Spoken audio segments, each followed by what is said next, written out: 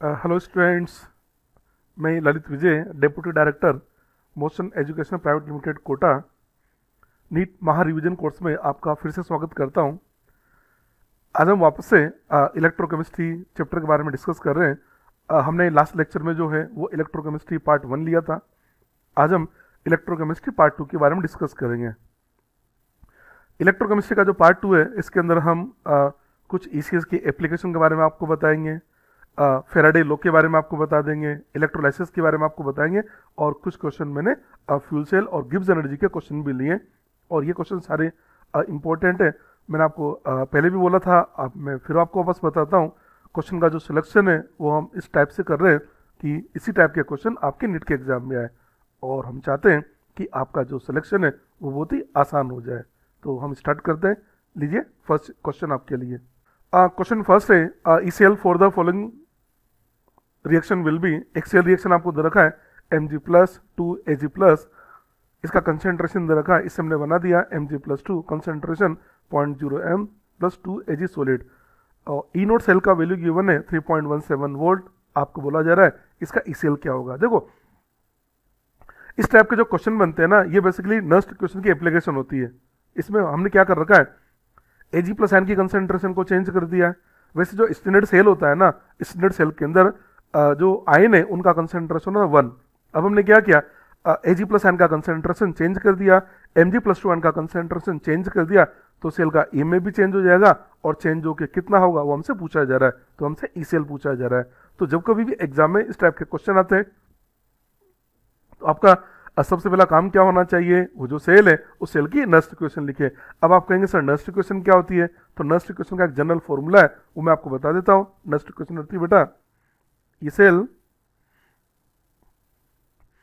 Next equation लिख देता हूं मैं सबसे पहले। तो नेक्स्ट इक्वेशन होता है ECl equal to E naught cell minus 0.0591 upon n, और यहाँ पे n का मतलब चल n लिख देते हैं, n log of concentration of product upon concentration of reactant, ये होता है। ठीक है, ये नस्ट इक्वेशन का एक जनरल फॉर्मूला है। तो सबसे पहले तो आप इसको याद कर लीजिए। ECl इक्वल टू होता है E naught cell minus 0.0591 upon n log concentration of product upon concentration of reactant. ठीक है, अब इसको अप्लाई करते हैं इस रिएक्शन के लिए। इस सेल का रिएक्शन दे रखा है हमको क्वेश्चन के अंदर। इसको देखें तो ECl इक्वल ई नोट सेल, ई नोट सेल क्वेश्चन के अंदर दे रखा है 3.17, ये तो ई नोट सेल हो गया, minus 0.0591 upon n। n is the number of transferred electron, इसको देख के पता लग रहा है 2 इलेक्ट्रॉन का ट्रांसफर हो रहा है, तो इसको 2 लिख दिया। लोग प्रोडक्ट का कंसेंट्रेशन, प्रोडक्ट में आपके पास Mg+2 है, इसका कंसेंट्रेशन 0.01, 0.0 को लिखा हमने 10⁻⁻2 अपॉन रिएक्टेंट। चलो कंसेंट्रेशन बाद में लिख देते हैं, पहले लिख देते हैं Mg+2 अपॉन Ag+, और Ag+ का कोफिशिएंट 2 है, तो ये इसका स्क्वायर बन जाता है। ठीक है, अब बच्चे लोग मिस्टेक क्या करते हैं, वो क्या करते हैं, इस कोफिशिएंट को भूल जाते हैं और वो लिख देते हैं केवल Ag+ लिख के, और क्वेश्चन को सोल्व कर लेते हैं। तो एक बात का ध्यान रखना, जो भी कोफिशिएंट होगा वो इसकी पावर में लेके जाना है। चलिए जी, क्वेश्चन बहुत सिंपल आते हैं, पर हम जो ऐसे मिस्टेक करते हैं वो मैं आपको बता रहा हूँ। कैलकुलेशन करते समय 0.0591 को आप 0.06 रखेंगे, और 0.06 अपॉन 2 करें तो ये बेटा बन जाता है 0.03, ये आ गया 0.03। लोग Mg+2, इसका कंसेंट्रेशन 0.01, इसको लिखा हमने 10⁻⁻2 अपॉन Ag+ का स्क्वायर। Ag+ हमको दे रखा है पॉइंट, देखो ना Ag+ हमारे पास है 0.0001, इसको लिख सकते हैं ना 10⁻⁻4, इसका स्क्वायर किया तो ये बन जाएगा 10⁻⁻8, 10⁻⁻8 आ जाएगा। चलिए जी सोल्व करें, 3.17 माइनस 0.03 इंटू लॉग, ये लिखा हमने 10⁻6, 6 को आगे लेके आ गए तो ये बन जाता है 3.17, ठीक है, माइनस 0.03 इंटू 6 लॉग ऑफ 10। आपको पता है लॉग 10 तो 1 होता है, तो आएगा आंसर 3.17 माइनस 0.18। इसको सोल्व करें तो हमारे पास आंसर आ जाता है, इसका आंसर दे देते हैं 2.99 वोल्ट। ये लीजिए, इसका आंसर है 2.99 वोल्ट। ये क्वेश्चन बन गया। इस टाइप का क्वेश्चन बहुत इंपॉर्टेंट है। तो मैंने आपको एक प्रोफाइल बता दिया है कि जब ऐसा क्वेश्चन आ जाए, सेल का EMF आपसे पूछा जाए तो नस्ट इक्वेशन लगा दीजिए। नस्ट इक्वेशन ये आपको बता दिया, ये जो है ये नस्ट इक्वेशन होती है, इसका स्टैंडर्ड फॉर्मूला होता है। ठीक है, ये नस्ट इक्वेशन का स्टैंडर्ड फॉर्मूला है तो इसके अंदर वैल्यू पुट करना होता है, इसमें n होता है नंबर ऑफ ट्रांसपोर्ट इलेक्ट्रॉन, कितने इलेक्ट्रॉन का ट्रांसफर हो रहा है। ये हमारा फर्स्ट क्वेश्चन बन गया है। चले जी दूसरा क्वेश्चन लेते हैं।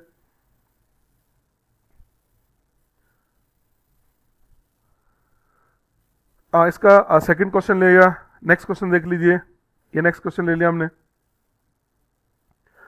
नेक्स्ट क्वेश्चन है फॉर द सेल हमको दे रखा है TL thallium oblique TL plus, इसका concentration 10⁻³ salt bridge, copper +2 oblique copper, इसका मतलब एनोड इसने थेलियम का बना रखा है और जो कैथोड है वो कॉपर का बना हुआ है। हमसे बोला गया E cell can be increased by, E cell को कैसे बढ़ा सकते हैं। देखिए अब इसके ई सेल को बढ़ाना है, ई सेल को इंक्रीज करना हो डिक्रीज करना हो, कैसे कर सकते हैं। तो यार ये तो नस्ट इक्वेशन ही बता सकता है ना, तो सबसे पहले तो नस्ट इक्वेशन लिखना पड़ेगा, जैसे भी लिखा था मैंने। अब नस्ट इक्वेशन लिखने के लिए क्या होना चाहिए, सेल की रिएक्शन होना चाहिए। इसके पहले वाला क्वेश्चन जो था उसके अंदर आपको सेल का रिएक्शन दे रखा था तो आपने डायरेक्ट लिख दिया। इसके अंदर सेल का रिएक्शन नहीं है, सेल का प्रेजेंटेशन है। तो क्या काम करें, सबसे पहले तो जो प्रेजेंटेशन दे रखा है उस प्रेजेंटेशन से सेल का रिएक्शन बना है, तो ये प्रेजेंटेशन दे रखा है। प्रेजेंटेशन से सेल का रिएक्शन कैसे बनाते हैं, देखो इसको बोलते हैं सोल्ट ब्रिज। ये तो सोल्ट, ये जो डबल वर्टिकल लाइन है ये तो सोल्ट ब्रिज होता है। जो डबल वर्टिकल लाइन है इसके लेफ्ट हैंड साइड वाला एनोड होता है, इसका मतलब ये जो लिखा हुआ है ये एनोड है, ये एनोड होता है। और जो सोल्ट ब्रिज है इसकी जो राइट हैंड साइड में है इसको कैथोड बोल दिया जाता है, कैथोड है। तो सबसे पहले सेल की रिएक्शन लिखिए। सेल की रिएक्शन लिखने का तरीका क्या होता है बेटा, एनोड की रिएक्शन लिखो। एनोड की रिएक्शन क्या लिखोगे, एनोड पर ऑक्सीडेशन होता है, एनोड किसका है टीएल, तो इसका ऑक्सीडेशन करेंगे तो क्या लिखा जाएगा, क्या लिख देंगे टीएल से बना देता टीएल प्लस, ये टीएल प्लस बना दिया प्लस इलेक्ट्रॉन, ये एनोड की रिएक्शन आ गई। कैथोड की बात करें, कैथोड रिडक्शन होगा, कैथोड किसका बना रखा है कॉपर, कॉपर का रिडक्शन करें तो ये लिख दिया जाता है कॉपर +2 इलेक्ट्रॉन हमने कॉपर बना दिया, ये लीजिए और इसमें 2 इलेक्ट्रॉन आ गया। इसको ऐड करने के लिए क्या करना पड़ेगा, इक्वेशन नंबर 1 को 2 से मल्टीप्लाई करना होगा। तो इक्वेशन 1 को 2 से मल्टीप्लाई करके ऐड करें तो बेटा जी आ जाता है 2TL प्लस कॉपर +2। आप क्वेश्चन के अंदर देखिए कॉपर +2 का कंसेंट्रेशन दे रखा है 10⁻⁻1 यानी 0.1 लिख सकता हूँ, ये 0.1। प्रोडक्ट में क्या बनेगा, प्रोडक्ट में बनता है 2TL प्लस और TL प्लस का कंसेंट्रेशन दे रखा है 10⁻, देखिए 10⁻⁻3, ये 10⁻⁻3, ये 10⁻⁻3 रख दिया हमने, प्लस ऑफ कॉपर, यहां तक पहुंच गए अपन, ये कॉपर। ठीक है, अब वही क्या काम करें, इसके लिए नेक्स्ट क्वेश्चन अप्लाई कर देते हैं। नेक्स्ट क्वेश्चन आपको बता रखा है, नेक्स्ट क्वेश्चन क्या बताया मैंने, ई सेल इक्वल टू होता है E naught cell minus 0.0591 upon n, 2 electron का ट्रांसफर हो रहा है अपॉन 2 लोग प्रोडक्ट में लिखेंगे टीएल प्लस का स्क्वायर, ये लीजिए ये टीएल प्लस इसका स्क्वायर अपॉन रिएक्टेंट में लिख दिया जाएगा Cu+2, यहां तक आ गया। क्वेश्चन क्या पूछ रहा है कि ई सेल को इंक्रीज करना है तो क्या करें, एक काम करते हैं अपनी सुविधा के हिसाब से मैं क्या करता हूं, ये जो ना E cell equal to E naught cell, ये जो माइनस है ना इस माइनस को मैं प्लस बना देता हूं। देखो बच्चों इस माइनस को मैंने प्लस बना दिया, इसका मतलब आप इसको ऊपर नीचे कर दीजिए, इस कॉपर +2 को ऊपर कर दीजिए और टीएल प्लस को ये नीचे कर दीजिए, ये लीजिए यहां तक आ गया। अब देखो जो ई नोट सेल होता है ना, देखो बच्चों ई नोट सेल तो क्या है, ये तो कांस्टेंट होता है, एक सेल के लिए कांस्टेंट होगा, इसका ये तो कांस्टेंट है, आप इसका तो कुछ भी नहीं कर सकते जी। 0.0591 अपॉन 2 भी कांस्टेंट है। आपसे क्वेश्चन में क्या बोला जा रहा है, E cell can be increase, E cell को इंक्रीज करना है, इसको इंक्रीज करना है बेटो, बच्चे इसको इंक्रीज करना है। अब इसको इंक्रीज करने का तरीका क्या हुआ, इन दोनों के बीच में प्लस का साइन है, ये इंक्रीज कब होगा, जब हमारा copper +2 upon TL plus increase होगा, इसको इंक्रीज करना पड़ेगा। अब ये इंक्रीज कैसे होगा, देखो इसको इंक्रीज करने का तरीका क्या है, नंबर 1 या तो आप कॉपर आयन की कंसेंट्रेशन इंक्रीज कर सकते हैं और आप ये भी तो कर सकते हैं ना कि जो Tl प्लस है इसका कंसेंट्रेशन डिक्रीज कर दीजिए। इसका मतलब आप चाहे कॉपर आयन का कंसेंट्रेशन इंक्रीज करो या Tl प्लस का डिक्रीज करो, दोनों ही इस सेल को इंक्रीज करेंगे। तो क्वेश्चन देख सकते हैं, फर्स्ट दर का डिक्रीजिंग कॉपर +2, ये तो नहीं हो सकता। सेकंड दर का डिक्रीजिंग Tl प्लस, यार ये तो हो सकता है। और सी दर का इंक्रीजिंग कॉपर +2, तो बी और सी दोनों सही है, आंसर दिया जाएगा डी, बोथ बी एंड सी। ये लीजिए ये बी एंड सी ये दोनों सही होंगे।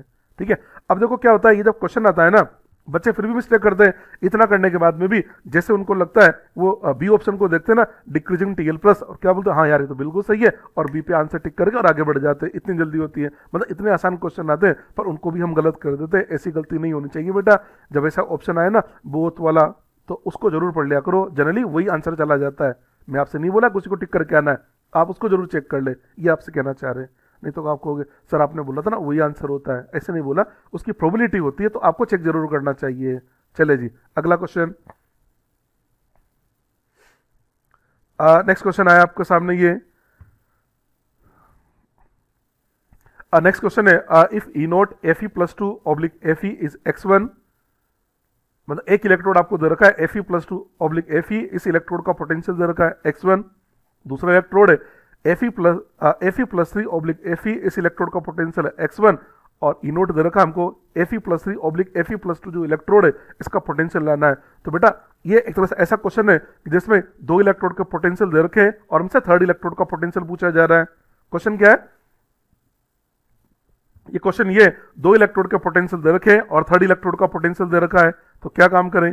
जैसे हम थर्मो में क्वेश्चन बनाते ना, हेस लॉ अप्लाई करते थे कि बोलते थे ना कि दो रिएक्शन का डेल्टा एच दे रखा था और थर्ड का डेल्टा एच लाना होता था, तो हम लोग क्या करते थे, रिएक्शन को एड या सब्ट्रैक्ट जो भी करते थे वो करके लेके आते थे। तो यहाँ पर भी बिल्कुल वही है, आपको क्या करना है, दो इलेक्ट्रोड दे रखे, आप इनकी रिएक्शन बना दीजिए और फिर देखो जो टारगेट लाना है वो कैसे आएगा, ऐड करने से आएगा या सब्ट्रैक्ट करने से आएगा। देखिए क्वेश्चन को बनाते हैं। देखिए अब फर्स्ट इसने क्या बोला, F E plus to oblique F E बोल रहा है ना, अब इसकी रिएक्शन लिख देता हूं। तो पहले तो मैं वो लिख देता हूं जो गिवन है, ये गिवन सबसे पहले लिखा हमने एफ ई प्लस टू से क्या बना, एफ ई जैसा जैसा दे रखा है ना वैसे लिख दो। एफ ई प्लस टू से एफ ई तो दो इलेक्ट्रॉन आ गया, ये लीजिए इसमें टू इलेक्ट्रॉन आ गया, ये आ गया टू इलेक्ट्रॉन।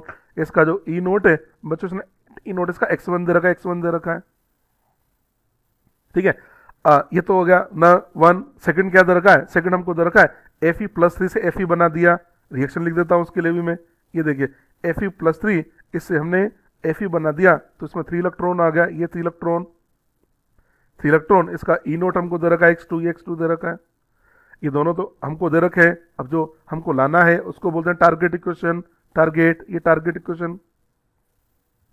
टारगेट क्या है, हमको हमसे पूछा जा रहा है F E plus three oblique F E plus to, इसका मतलब एफ ई प्लस थ्री से एफ ई प्लस टू बनाना है। ये लीजिए एफ ई प्लस थ्री से एफ ई प्लस टू, इसमें 1 इलेक्ट्रॉन आ जाएगा, ये 1 इलेक्ट्रॉन, ये आ गया हमारे पास में 1 इलेक्ट्रॉन। इसका हमको ई नोट लेकर आना है, यानी आप ऐसे समझिए इक्वेशन नंबर 1 गिवन है, इक्वेशन नंबर 2 गिवन है और नंबर थर्ड आपको लेकर आना है। तो आप देखिए हेस लॉ लगाइए, हेस लॉ लगाना है तो क्या दिख रहा है, क्या आपको नहीं लग रहा 2 में से 1 को माइनस कर दे तो आंसर आ जाएगा। आप क्या बोलेंगे, इक्वेशन नंबर 2 में से अगर हम इक्वेशन नंबर 1 को माइनस करें तो टारगेट आ रहा नहीं आ रहा, आप चेक करके देखो ना। 2 में से 1 को माइनस करेंगे तो आयरन से आयरन कैंसिल हो गया, 3 इलेक्ट्रॉन में से 2 इलेक्ट्रॉन गया तो 1 electron. F E plus three और minus F E plus two right hand side में जाएगा तो ये माइनस से प्लस बन जाएगा, तो ये रिएक्शन आ गई ना, F E plus three plus electron से एफ ई प्लस टू बना दिया, तो इसका ई नोट भी क्या होगा, क्या बोलेंगे, 2 में से 1 को माइनस कर दो, आंसर देंगे x2 माइनस x1। ये लीजिए x2 माइनस x1, तो आपने बोला x2 माइनस x1, इसका बी आंसर दे दिया जाएगा। अब देखो पर इसका आंसर बी नहीं है बेटा, इसका आंसर बी नहीं है, यही मैं आपको सिखाना चाह रहा हूं। हम लोग ऐसे बनाते हैं और ऐसे बना के आंसर बी टिक कर देते हैं। तो देखो अगर थर्मो का क्वेश्चन होता है ना तो वो डेल्टा एच होता है, वो डेल्टा एच एंथैल्पी होती है। आपको याद है एंथैल्पी तो बेटा एक्सटेंसिव प्रॉपर्टी है, और आपको याद होगा एक्सटेंसिव प्रॉपर्टी को ऐड और सब्ट्रैक्ट कर सकते हैं, जबकि जो इलेक्ट्रोड पोटेंशियल है ना वो हमारी एक इंटेंसिव प्रॉपर्टी है, तो इलेक्ट्रोड पोटेंशियल को ऐड और सब्ट्रैक्ट डायरेक्ट नहीं कर सकते। इसलिए क्या करेंगे, ये जो इलेक्ट्रोड पोटेंशियल है इंटेंसिव प्रॉपर्टी है, इसको पहले चेंज करेंगे एक्सटेंसिव प्रॉपर्टी में, हम इसको चेंज करते हैं डेल्टा जी के अंदर, और डेल्टा जी का फॉर्मूला होता है माइनस एन एफ ई। तो हम क्या करेंगे, इसको पहले डेल्टा जी में कन्वर्ट करेंगे। बहुत तो अच्छा क्वेश्चन है, चले जी इसके लिए लिख देते हैं delta G one naught, delta G one naught, delta G होता है minus N F E, minus की जगह माइनस लिखा, डेल्टा जी वन नोट होता है minus N F E minus N, 2 electron है तो इसको लिखा जाएगा माइनस 2 इंटू एफ, ई की जगह x1 आ गया, ये डेल्टा जी वन आ गया। सेकंड वाले के लिए लिख देते हैं हम डेल्टा जी टू नोट, ये लीजिए बेटा जी delta G two naught minus N F E minus N, 3 electron F into x2 आ जाएगा। और जो थर्ड है उसके लिए बोल दिया हमने delta G three naught, delta G three naught, इसके लिए लिखा हमने delta G three naught minus N F E minus one into F into E naught, E आ जाता है। हमने आपसे क्या बोला कि आप 2 में से 1 को माइनस करो, तो करना तो वो का वही है, 2 में से 1 को माइनस करेंगे तो आपका थर्ड आ जाता है, ये आएगा। इसका मतलब ऐसे बोलते हैं कि जो डेल्टा जी टू नोट है अगर हम इसमें से डेल्टा जी वन नोट को माइनस करें तो हमारे पास आ जाएगा डेल्टा जी थ्री नोट। अब डेल्टा जी की वैल्यू पुट कर दो बच्चों, डेल्टा जी टू नोट की जगह हमने लिख दिया है -3 × f × x2। Delta G one naught ये बन जाता है माइनस और minus minus, delta G two देखा -2f ही, तो माइनस माइनस प्लस, इसको लिख सकते हैं 2 × f × x1 equal to minus delta G three naught, ये बन जाएगा -1 की जगह 1 × f × ई नोट, ये ई नोट आ जाएगा। माइनस से एक काम करते हैं, इस f से सारे f कैंसिल कर दिए, f कैंसिल हो गए, इस माइनस को इधर शिफ्ट कर दें तो जो हमारा ई नोट है, ई नोट इक्वल टू आ जाता है 3x2 - 2x1, ये हमारा आंसर आ जाता है। E note equal to 3x2 - 2x1, ये आंसर आ जाएगा। चार ऑप्शन चेक करते हैं, ये लीजिए आंसर आ जाएगा 3x2 - 2x1, आंसर आ जाएगा ए आंसर आ जाएगा। और अगर हम बिना डेल्टा जी में चेंज करे जब बना रहे थे तो हमारा आंसर आ रहा था सेकंड बी आंसर आ रहा था। तो बेटा ये क्वेश्चन बहुत इंपॉर्टेंट है, ध्यान रखना मेरी बात। तो जब ऐसे क्वेश्चन आए कि 2 इलेक्ट्रोड के पोटेंशियल दे रखे हो और थर्ड इलेक्ट्रोड का पोटेंशियल लाना हो तो डायरेक्ट माइनस मत कर देना, उसको डेल्टा जी में चेंज करके सोल्व करना। इस टाइप के क्वेश्चन एग्जाम में कई बार आ चुके हैं, इसलिए मेथड इंपॉर्टेंट है। आप लोग क्या करते हो, आप डायरेक्ट बना देते हो तो आपको ऑप्शन में जरूर नजर आएगा वो दे रखा है x2 - x1, वो तो अच्छी बात है मैंने बी दे रखा है। अगर मैं ए पे करता तो बोलता वायर सर ये तो यही क्वेश्चन आ जाएगा, ये आंसर आना चाहिए इसका। तो चलिए जी अगला क्वेश्चन देखो।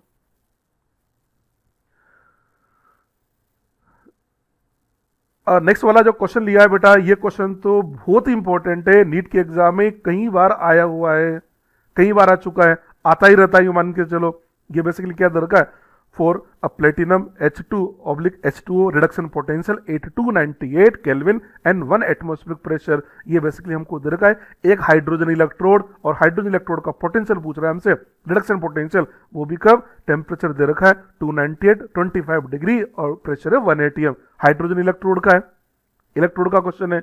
अब पोटेंशियल कितना होगा, तो यार ऐसे क्वेश्चन को सोल्व करने के लिए नर्स इक्वेशन ही अप्लाई करते हैं। नेक्स्ट इक्वेशन क्या बोलती है कि मेरे को अप्लाई करने से पहले आपको रिएक्शन लिखना पड़ेगा, नहीं तो कैसे पता लगाएंगे कौन प्रोडक्ट है कौन रिएक्टेंट है, तो रिएक्शन लिखना पड़ेगा। देखो अगर सेल का सवाल आता है, सेल का क्वेश्चन आता है तो मैं बोलूंगा सेल की रिएक्शन लिखो, अगर इलेक्ट्रोड का क्वेश्चन आता है तो मैं आपसे बोलूंगा रिडक्शन की रिएक्शन लिखो। अब ये क्वेश्चन जो है वो इलेक्ट्रोड का है या सेल का है, तो ये तो इलेक्ट्रोड का क्वेश्चन है ना, तो इलेक्ट्रोड का क्वेश्चन है तो आपसे क्या बोलेंगे, आप सबसे पहले हाइड्रोजन इलेक्ट्रोड की रिडक्शन की रिएक्शन लिखो। जैसे पहले सेल वाला क्वेश्चन था तो मैंने आपसे बोला था सेल की रिएक्शन लिखो, अब इलेक्ट्रोड का क्वेश्चन है तो इलेक्ट्रोड में मैं ये नहीं बोलूंगा आपसे सेल लिखो, या तो मैं से बोलूंगा हाफ सेल की रिएक्शन लिखो, या आपसे बोलूंगा आप इसके इलेक्ट्रोड की रिएक्शन लिखो। तो मैं सबसे पहले हाइड्रोजन इलेक्ट्रोड की रिएक्शन लिखूंगा रिडक्शन के लिए। तो आप देख सकते हैं हाइड्रोजन की रिडक्शन की रिएक्शन क्या होगी, ये तो लिखोगे आप 2H+ एक्वस प्लस 2 इलेक्ट्रॉन, इससे हमने बना दिया है H2 गैस, ये बना दिया बेटा। रिडक्शन लिखा ना, हाइड्रोजन देख सकते हैं +1 से कहा जा रहा है 0, रिडक्शन लिखना है। अब इसके लिए नर्स्ट इक्वेशन अप्लाई करें। नर्स्ट इक्वेशन क्या होता है ना E = E नोट। अगर सेल के लिए लगाते हैं तो E सेल और E नोट सेल बोलते हैं। अब आप किसके लिए लगा रहे हो, इलेक्ट्रोड के लिए, तो यहाँ पे सेल नहीं बोलेंगे, बोलेंगे रिडक्शन पोटेंशियल। तो यहाँ लिखा reduction potential equal to E naught reduction potential minus 0.0591, 2 इलेक्ट्रॉनों का ट्रांसफर टू लॉग प्रोडक्ट में लिखा जाता है pressure of hydrogen upon H+ का स्क्वायर, ये लीजिए आ गया। इस स्टेप में बच्चों को डाउट यह आता है, वो बोलता है कि सर एक ही फॉर्मूले में आप प्रेशर और कंसेंट्रेशन दोनों लिख देते हो क्या। अब इसका आंसर देना पड़ेगा उसको। देखो PV = nRT होता है बच्चों, PV = होता है nRT, इसका मैंने क्या लिख सकते हैं, P = क्या जाएगा C/RT। तो P और T अगर कांस्टेंट है तो P और C डायरेक्टली प्रोपोर्शनल है। इसका मतलब ये जो काम आप कंसेंट्रेशन से करवाते हो ना, वही काम तो आपका प्रेशर भी तो कर सकता है ना। तो यहाँ पर प्रेशर कंसेंट्रेशन बेसिकली ये एक्टिविटी की तरह काम करते हैं। तो एक ही फॉर्मूले में प्रेशर और कंसेंट्रेशन दोनों लिख सकते हैं, ध्यान रखना इस बात का। चलो जी, E नोट RP का मतलब होता है SRP। अरे भैया E नोट RP का मतलब SRP बच्चा जानता है, हाइड्रोजन का SRP 0 होता है। आगे बढ़े, 0.0591 upon 2 into log pressure of hydrogen. Question के अंदर देखा 1 atm, तो प्रेशर इसने 1 atm दे दिया अपॉन H+ का स्क्वायर। अब आप कहेंगे सर कंसेंट्रेशन क्या रखे H+ आयन की, ये सबसे इंपॉर्टेंट पार्ट इस क्वेश्चन का, इसलिए बार बार पूछता रहता है। अब देखो इसने क्या बोला, इसने बोला ऑब्लिक ये वाटर लिख रखा है और बोला है 298 केल्विन। 290 केल्विन का मतलब 25 डिग्री। आपको पता है 25 डिग्री पर वाटर न्यूट्रल होता है। अरे भैया जी 25 डिग्री पे वाटर क्या होता है, न्यूट्रल, और न्यूट्रल का मतलब उसका पीएच कितना होगा 7। अगर पीएच 7 होगा तो H प्लस एन का कंसेंट्रेशन 10 टू पावर -7, तो H प्लस लिखा जाता है 10 टू पावर -7। ये सबसे इंपॉर्टेंट पार्ट है इस क्वेश्चन का। चलो जी सोल्व करते हैं। इसको सोल्व किया तो बन जाता है -0.0591 अपॉन 2, और लो बेटा इसको ऐसे लिखते 10 टू पावर -7 है ना नीचे, तो ऊपर ले जाए तो 10 टू पावर +7 का स्क्वायर बन जाएगा। बन गया ना, ठीक है। तो इस 2 को आगे लाएं तो ये बन गया हमारे पास में -0.0591 upon 2 into 7 into log 10। log 10 तो 1 होता है, तो इसको सोल्व करें तो ये बन गया आपके पास में इसको 0.03 लिख देता हूं, 0.03 इंटू 7,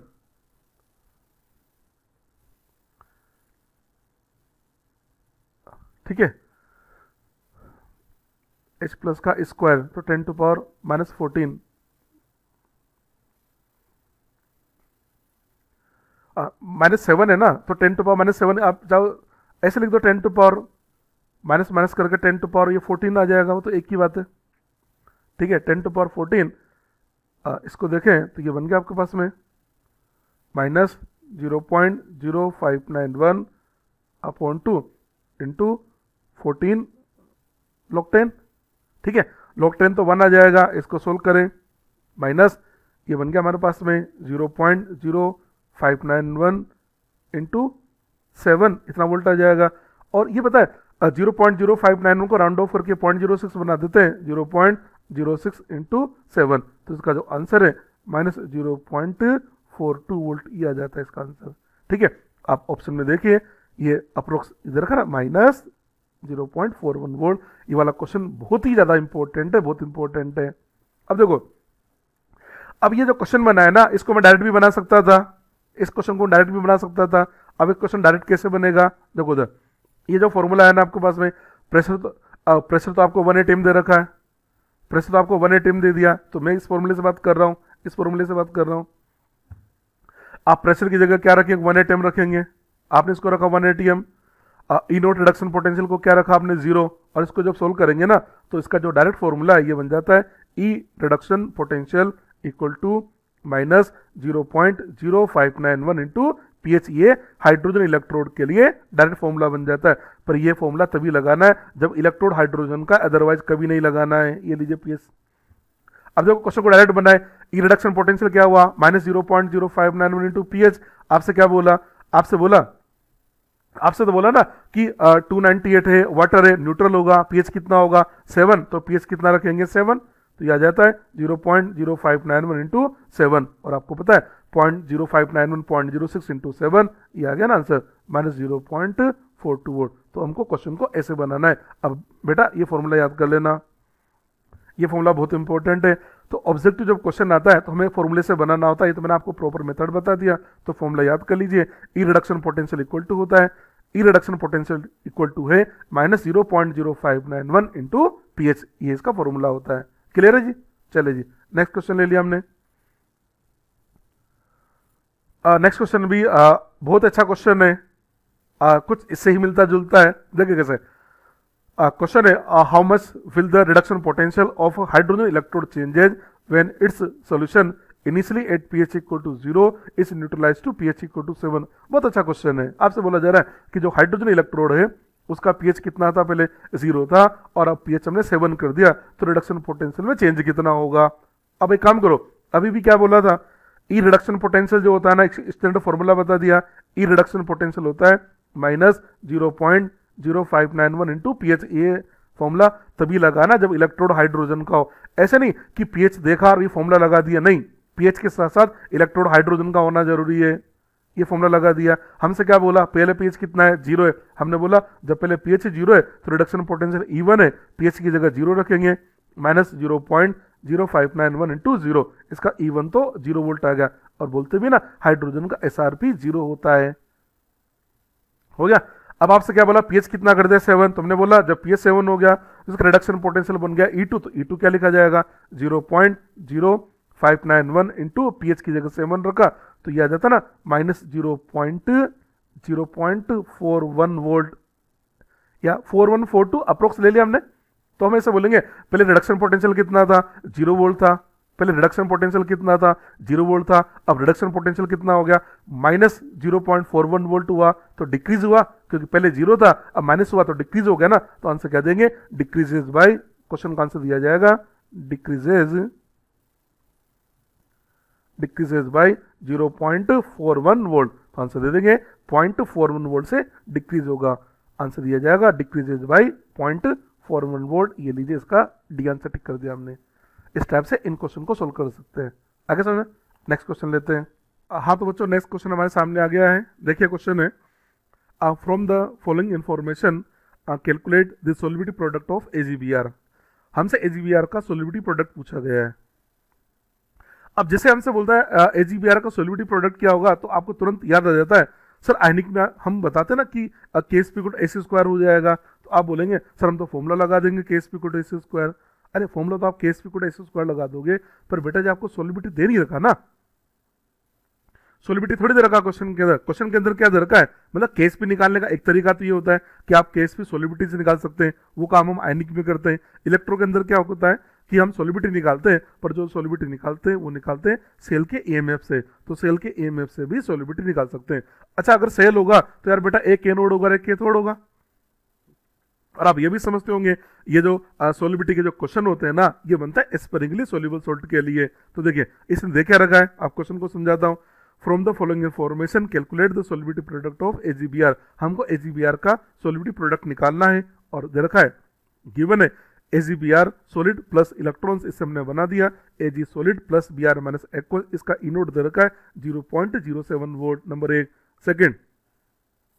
सेकंड दे रखा है एजी प्लस एक्वस प्लस इलेक्ट्रॉन्स, हमने एजी सॉलिड बना दिया, इसका इनोड दे रखा है 0.80 वोल्ट। इसका मतलब एक हमको 2 इलेक्ट्रोड दे रखे हैं, और हमसे बोला गया इसका केस भी क्या होगा। इस टाइप के जो क्वेश्चन होते हैं उनको सोल्व करने का तरीका होता है, ये जो इलेक्ट्रोड दे रखे हैं इन इलेक्ट्रोड की हेल्प से सबसे पहले हम इनोड सेल निकालते हैं। तो चलो जी बता देते हैं।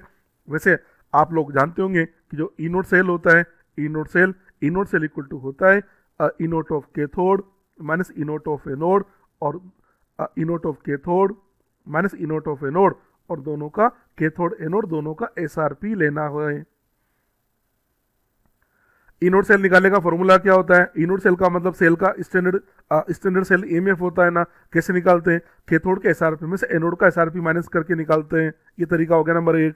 अब आपको ये बता देते हैं कि कैथोड के SRP में से एनोड का SRP माइनस करोगे तो आपको पता होना चाहिए कि एनोड और कैथोड किसका बनेगा। तो जब भी हम सोलिबिलिटी वाले क्वेश्चन बनाते हैं, बच्चों ध्यान से सुन लेना, जब भी हम सोलिबिलिटी वाले क्वेश्चन बनाते हैं तो जो मेटल और मेटल आयन है उसका हम बनाते हैं एनोड। तो देख लिख सकते हैं, ये मेटल आयन है, इसका हम बनाएंगे एनोड। एनोड बनेगा Ag प्लस ऑब्लिक Ag का एनोड बनेगा, और जिस सोल्ट का केस भी निकाले उसका हम कैथोड बनाते हैं, तो AgCl का कैथोड बनेगा, ये कैथोड बनेगा। ये लीजिए, ऐसे हमने एनोड कैथोड का पता लगा लिया। उसके बाद ये देखो कि जो एनोड कैथोड है इनका SRP दे रखा है या SOP। अगर SRP दे रखा है तो कोई दिक्कत ही नहीं है। हाँ, अगर SOP दे रखा है तो हमको SRP में चेंज करना पड़ेगा। चेक करते हैं, Ag प्लस से क्या बना, Ag रिडक्शन मतलब सिल्वर इलेक्ट्रोड का SRP दे रखा है। दूसरा AgBr से क्या बना है, AgBr में सिल्वर का ऑक्सीडेशन में +1 होता है, Ag में 0, तो +1 से कहाँ जा रहे हैं 0। इसका मतलब इसका भी रिडक्शन दे रखा, मतलब हमको दोनों इलेक्ट्रोड का SRP ही दे रखा है। हमने एनोड का पता लगा लिया, कैथोड का पता लगा लिया। सबसे पहले इनोड सेल निकाल लेंगे। इनोड सेल क्या होगा, SRP ऑफ कैथोड, तो कैथोड का SRP देख लीजिए क्वेश्चन के अंदर 0.07 दे रखा है, minus SRP of anode, anode हमारे पास 0.80, इसको सोल्व करें, ये आ गया माइनस 0.73 वोल्ट। ये हम यहाँ तक पहुंच गए, ये लीजिए इतना वोल्ट आ गया। इधर इनोड सेल निकालिया, हमको लाना क्या है, हमको इनोड सेल थोड़ी ना लाना बेटा, हमको तो केस भी निकालना है। अब आपको बता देते हैं कि इनोड सेल से केस भी कैसे निकाला जाता है। इसके लिए एक फॉर्मूला है, फॉर्मूला बहुत इंपॉर्टेंट है, देख लीजिए। फॉर्मूला लिख देता हूँ, फॉर्मूला होता है E naught cell equal to 0.0591 upon n log KSP, ये फॉर्मूला होता है इसके लिए। ये फॉर्मूला याद कर लीजिए। इनोड सेल इक्वल टू होता है 0.0591 अपॉन n log KSP, इसका फॉर्मूला होता है। इनोड सेल की जगह हम रख देते हैं माइनस 0.73, ये तो इनोड सेल आ गया, इक्वल टू 0.0591 अपॉन n, इसमें 1 इलेक्ट्रॉन का ट्रांसफर हो रहा है, into log of case P, ये लॉग केस पी यहाँ तक आ गया। इसको सोल्व करके हम पहले तो लॉग केस पी निकाल लेते हैं। तो देखें तो log KS P equal to कितना आ जाएगा, -0.73 अपॉन 0.0591 को राउंड ऑफ करके 0.06 लिख देता हूँ। इसको सोल्व करें तो ये बन गया -73/6।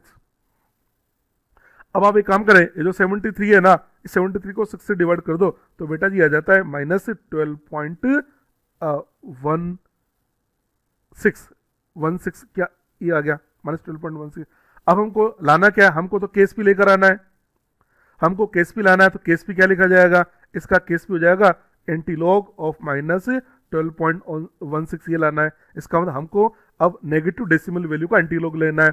मैं आपको पहले भी बता चुका हूँ नेगेटिव डेसिमल वैल्यू का एंटीलॉग कैसे लेते हैं। इसका एंटीलॉग लिखा जाता है एंटीलॉग 1 - 1 में से डेसिमल के बाद का नंबर माइनस करें इंटू 10⁻⁻1 में ऐड करें डेसिमल के पहले का नंबर, ये लीजिए आ जाएगा। इसको सोल्व करें तो ये बन गया बेटा एंटीलॉग ऑफ 1 में से 0.16 को माइनस किया तो ये बन जाएगा 0.84 मल्टीप्लाइड बाई 10⁻⁻13। एक काम करो, यहाँ तक आने के बाद में ना, यहाँ तक आने के बाद एक बार 4 ऑप्शन देख लिया करो, हो सकता है कैलकुलेशन करने की जरूरत नहीं पड़े। क्योंकि हम देखें ना कि केस पी के अंदर 10⁻⁻13 किस में आ रहा है। तो देखिए 4 ऑप्शन देखा जाए तो क्या पता लग रहा है, देखो बी में तो आ रहा है 10⁻10 होगा नहीं, सी में आ रहा है 10⁻17, डी में -7, तो 10⁻13 तो ए में आ रहा है ना, तो हमको ए दिखाई दे रहा है। आप चेक भी कर लीजिए, ठीक है। अब चले एंटीलॉग ऑफ 0.84 का एंटीलॉग अगर ले और 10⁻13 तो अप्रोक्स देखा जाए तो अप्रोक्स इसका आंसर आ रहा है, ठीक है। समझ में आ गई बात, चले जी। तो ये पावर देख के हमने इसका आंसर ठीक कर दिया। हाँ, आगे का जो नंबर है हो सकता है आपका थोड़ा बहुत मैच नहीं करे, क्योंकि हमने क्या किया, जो 0.0591 है ना, उसको भी हमने 0.06 में हमने राउंड ऑफ कर दिया है। इसलिए हो सकता है जो कोफिशिएंट है उसमें थोड़ा बहुत डिफरेंस आ जाए, पर पावर में नहीं आता है। तो पावर आप देख लीजिए, पता लग जाता है आंसर, ठीक है जी। अगला क्वेश्चन देखिए, नेक्स्ट क्वेश्चन ये आ गया आपके सामने। कंसीडर, नेक्स्ट क्वेश्चन है consider the following cell reaction. एक सेल रिएक्शन आपको दे रखा है 2Fe + O2, इस हमने बना दिया, प्लस 4H+ हमने बना दिया, 2Fe + 2Aqueous + 2H2O। ई नोट दे रखा है 1.67 वोल्ट, इसका ई नोट दे रखा हमको। 8Fe+2 का कंसेंट्रेशन 10⁻³ m बोल रहा है, प्रेशर ऑफ O2 0.18 m बोल रहा है, एंड पीएच बोला इसने 3। तो सेल पोटेंशियल कितना होगा, इसका मतलब हमसे सेल पोटेंशियल पूछा जा रहा है और इसने ई नोट सेल भी दे दिया। आपको ये समझ में आ गया होगा कि नस्ट इक्वेशन तो बेटा जी लगानी ही पड़ेगी। चलो जी नस्ट इक्वेशन लगा देते हैं। इसकी नस्ट इक्वेशन अप्लाई करें तो नस्ट इक्वेशन क्या लिखते हो, ई सेल इक्वल टू, देखते चले, E cell equal to E naught cell minus 0.0591 upon n। इसको देख के बताइए कितने इलेक्ट्रॉन का ट्रांसफर हो रहा होगा। तो 4H+ दिख रहा है, 4 इलेक्ट्रॉन का ट्रांसफर हो रहा होगा। Log product upon reactant. अब आप देखिए प्रोडक्ट में क्या क्या है, एक तो Fe+2 है, इसका कोफिशिएंट 2 है, तो सबसे पहले तो लिख देंगे Fe+2 का पावर 2, ये लीजिए आ गया। H2O, आपको पता है H2O का एक्टिव मास, H2O का एक्टिव मास तो कितना होगा 1। अरे प्योर लिक्विड एक्टिव मास 1 लेते हैं ना, तो इसकी जगह तो 1 रख दिया अपन ने, इसको लेना नहीं है। अपॉन क्या लिखेंगे, Fe सॉलिड है, सॉलिड का भी नहीं लेंगे। O2 तो लिख दिया जाएगा pressure of O2 into H+ की पावर 4, तो H+ की कंसेंट्रेशन की पावर 4, यहाँ तक हम आ गए। वैल्यू पुट करते हैं, ये लीजिए ई नोट सेल। क्वेश्चन के अंदर हमको ई नोट सेल दे रखा 1.67, बेटा जी ई नोट सेल को रखा मैंने 1.67 माइनस, इसको लिख देते हैं 0.06 अपॉन 4, ये लीजिए लोग Fe+2 का स्क्वायर। क्वेश्चन में देखें Fe+2 का कंसेंट्रेशन दे रखा है 10⁻³ स्क्वायर करेंगे तो 10⁻⁻6 ये बन गया 10⁻⁻6 अपॉन PO2। तो PO2 की जगह रखा हमने 0.1 इंटू H+ का पावर 4। इसे pH कितना दे रखा है 3, अगर pH 3 होगा तो H+ का कंसेंट्रेशन 10⁻³ और 10⁻³ की पावर 4, तो बेटा जी तो 10⁻12 बन जाएगा, ये 10⁻12 बनेगा। इसको सोल्व करेंगे, इस पॉइंट को हटाएं तो ये लिख दिया हमने 10, ये 10 आ जाएगा, ठीक है। देखिए इधर 1.67 माइनस 0.06 अपॉन 4 लोग, देखिए कितना हो गया। ऊपर कितना बना आपको पास में 10⁻6 इंटू 10, तो 10⁻5 और नीचे से 10⁻, -12, ऊपर आएगा तो 10⁻12, तो ऊपर 12 और -5, ये बन जाता है आपका इसमें से 12 में से हम 5 को माइनस करें ना तो कितना बन गया 7, तो ये 7 आ जाता है, तो इसको लीजिए 10⁻7। ठीक है, सही है ना, हाँ ठीक है। अब 7 को आपने आगे ले लिया, इसको सोल्व करें तो 1.67 माइनस 0.06 इंटू 7/4, हम यहाँ तक पहुँच गए। ठीक है जी, इसको सोल्व करें 1.67 माइनस 0.06 इंटू 7, तो ये बनेगा 0.42, 0.42 को 4 से डिवाइड कर दिया, आपका 0.06 है ना बेटा, ये 0.06 है, इस 0.06 को हमने 7 से मल्टीप्लाई किया 0.42, और इसको फिर डिवाइड करेंगे हम अब 4 से, तो इसको 4 से डिवाइड किया 0.10, तो ये बन गया 1.67 माइनस 0.105, ये 0.105 आ गया। अब 1.67 है, 1.67 इसमें से हम इसको माइनस कर देते हैं, तो आंसर आ रहा है ये 1.56 के अराउंड इसका आंसर आ रहा है। चलो जी चेक करते हैं, देखो आंसर, ऑप्शन देखिए 1.565 है ना, तो 565 को हम 57 ही रख देते हैं, तो एग्जैक्टली आंसर मैच कर रहा है, आंसर दिया जाएगा डी आंसर आ जाएगा इसके लिए। इसका आंसर डी आता है 27 का आंसर डी। बहुत अच्छा क्वेश्चन है। इसके अंदर पता है इसमें कंसंट्रेशन भी दे रखे थे और प्रेशर भी दे रखे थे, और मैंने आपसे बोला था फॉर्मूले में ये जो हम लिखते हैं ना KCKP, इसके अंदर आप कंसंट्रेशन और प्रेशर दोनों साथ में ले सकते हैं। ठीक है जी, कोई दिक्कत नहीं है। नेक्स्ट नेक्स्ट क्वेश्चन लिया मैंने, ये जो नेक्स्ट क्वेश्चन है ये पता हमने रस्टिंग ऑफ आयरन का क्वेश्चन ले लिया है। नेक्स्ट जो क्वेश्चन है ये हमारे पास आ गया रस्टिंग ऑफ आयरन फिनोमिना का क्वेश्चन है। हमसे बोला जा रहा है the rusting of iron take place as follows 2H plus 2 electron plus half O2 से H2 लिक्विड बना दिया। इसका इनोड दे रखा है प्लस 1.23 वोल्ट। सेकंड हमको दे रखा है Fe plus 2 aqueous plus 2 electron, इसे हमने बना दिया। Fe सॉलिड इनोड दे रखा है -0.44 volt. Calculate delta G node for the net process, और नेट प्रोसेस क्या है रस्टिंग ऑफ आयरन। ठीक है, मैं आपको रस्टिंग ऑफ आयरन की थोड़ी सी मैकेनिज्म बताता हूं, देखना इधर। रस्टिंग ऑफ आयरन सभी जानते हैं, रस्टिंग ऑफ आयरन के अंदर क्या होगा, आयरन का ऑक्सीडेशन होता है। देखना बच्चों, जैसे मान लो क्या होता है, ये एक आयरन का पीस है, ये देखो ये आयरन का पीस है, ये आयरन का पीस हमने ले लिया, आयरन का पीस है। मैं आपको इसकी मैकेनिज्म समझाता हूं, और देखो रिएक्शन भी याद करा दूंगा, आपको याद हो जाएगी। ये रस्टिंग ऑफ आयरन, ये आयरन ऑब्जेक्ट है, ये हमारे पास आयरन है। होता क्या है, आयरन का जो ऑब्जेक्ट है उसमें एक स्पॉट एनोड की तरह काम करने लग जाता है। अब एनोड की तरह काम करेगा तो क्या होगा, ऑक्सीडेशन होगा। तो मैं रस्टिंग ऑफ आयरन की मैकेनिज्म बता रहा हूँ। एनोड की रिएक्शन क्या होती है, देखो इधर, एनोड की रिएक्शन क्या होगी, एनोड पे ऑक्सीडेशन होगा, यानी जो आयरन है आयरन का ऑक्सीडेशन होगा, और आयरन का ऑक्सीडेशन होके और ये बना लेगा आयरन प्लस टू इलेक्ट्रॉन, ये लीजिए। ठीक है, आपको बता देते हैं आयरन का जो ई नोट RPO होता है, आयरन का जो SRP होता है, आयरन का SRP होता है -0.44 वोल्ट, ये होता है। और वैसे क्वेश्चन में दे भी रखा है Fe प्लस 2, ये दे भी रखा है, डाटा दे रखा, हमको कोई दिक्कत भी नहीं है। ठीक है जी, अब डाटा नहीं भी लिखे तो कोई दिक्कत नहीं है, क्वेश्चन के अंदर हमको दे रखा है, वैसे याद भी रह जाता है। तो चलिए जी नेक्स्ट समझना। अब क्या हुआ, जैसे ये स्पॉट है ना, ये स्पॉट किसकी तरह काम करेगा, एनोड की तरह। यहाँ ऑक्सीडेशन होगा तो बेटा यहाँ से इलेक्ट्रॉन निकलेगा, इलेक्ट्रॉन निकल के और दूसरे स्पॉट पे पहुंच गया। ये स्पॉट एनोड की तरह काम कर रहा था, तो यहाँ जो इलेक्ट्रॉन निकला, ये इलेक्ट्रॉन यहाँ से चल के और दूसरे स्पॉट पे पहुंच गया। वहां जाके उसने क्या किया, एटमॉस्फेयर की ऑक्सीजन को, सुनना ध्यान से, उस दूसरे स्पॉट पे चला गया और वहां जाके क्या किया, एटमॉस्फेयर की ऑक्सीजन को H+ आयन की प्रेजेंस में, सुनो ध्यान से, एटमॉस्फेयर की ऑक्सीजन को H+ आयन की प्रेजेंस में रिड्यूस कर दिया और ऑक्सीजन का रिडक्शन करेगा। अच्छा एक बात बताओ, ऑक्सीजन में O2 ऑक्सीजन का रिडक्शन करेगा, इस ऑक्सीजन के ऑक्सीडेशन नंबर कितना है 0। अगर ऑक्सीजन का रिडक्शन होगा तो 0 से कहाँ जाएगा, माइनस में जाएगा ना, तो बोलता है ये H2O बना लेता है, ये H2O बनाता है। तो वापस बताता हूँ, मैकेनिज्म समझा रहा हूँ रस्टिंग ऑफ आयरन की मैकेनिज्म।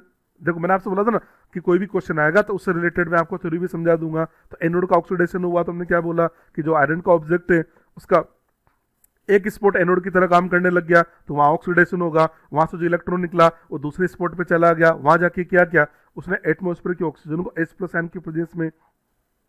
अब आप कहेंगे सर H+ कहाँ आया, तो भैया जो एटमॉस्फेयर होता है उसमें CO2 होगा, मॉइस्चर होगा, CO2 मॉइस्चर के साथ रिएक्ट करके H2CO3 एसिड बना लेगा, वो एसिड H+ देगा नहीं देगा, तो वहां से हमने मान लिया कि वहां से H+ आ जाता होगा और उसका रिडक्शन कर दिया इसने H2O के अंदर। ठीक है, इसको बैलेंस करें तो ये लिख देते हैं हम, ये आ जाता है 2, ये आ गया 1/2 प्लस 2 इलेक्ट्रॉन, ये 2 इलेक्ट्रॉन आ गया। तो बेटा ये इसकी एनोड की रिएक्शन होती है, एक कैथोड की। अगर हम इसके सेल रिएक्शन की बात करें, आप सेल रिएक्शन को या रस्टिंग ऑफ आयरन को बात एक ही है।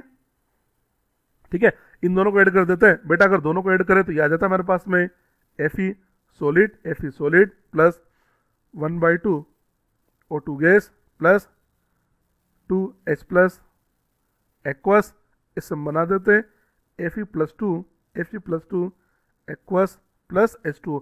कई बार एग्जाम के अंदर क्या होता है, रस्टिंग ऑफ आयरन की रिएक्शन ही पूछ लेता है, ये मैंने आपको मैकेनिज्म समझा दी। अभी तो सेल है ना, सेल होगा तो उसका इनोड सेल भी तो होगा ना बेटा। इनोड सेल कैसे निकालते हैं, इनोड सेल होता है ना inode of cathode minus E naught of anode, और दोनों का SRP लेना है, SRP of cathode minus SRP of anode. Cathode तो ये रहा, ये कैथोड रहा, इसका SRP तो देखो क्वेश्चन के अंदर दे रखा ना, ये देखो 2H+ प्लस 2 इलेक्ट्रॉन 1/2, ये रिडक्शन हो रहा है, यानी इसका कैथोड का SRP कितना है 1.23 दे रखा है, और एनोड का SRP माइनस 0.44, तो क्या काम करें, कैथोड का SRP 1.23 इसमें से माइनस कर दिया, माइनस 0.44, इसको सोल्व करें तो यह आ जाता है 1.67 वोल्ट। तो आपको बता देते हैं 1.67 वोल्ट, तो आपको बता देते हैं कि जो रस्टिंग ऑफ आयरन का फिनोमिना है उसमें जो सेल बनता है ना, उसका ई नोड सेल आता है 1.67 वोल्ट। चलो जी यहाँ तक आ गया।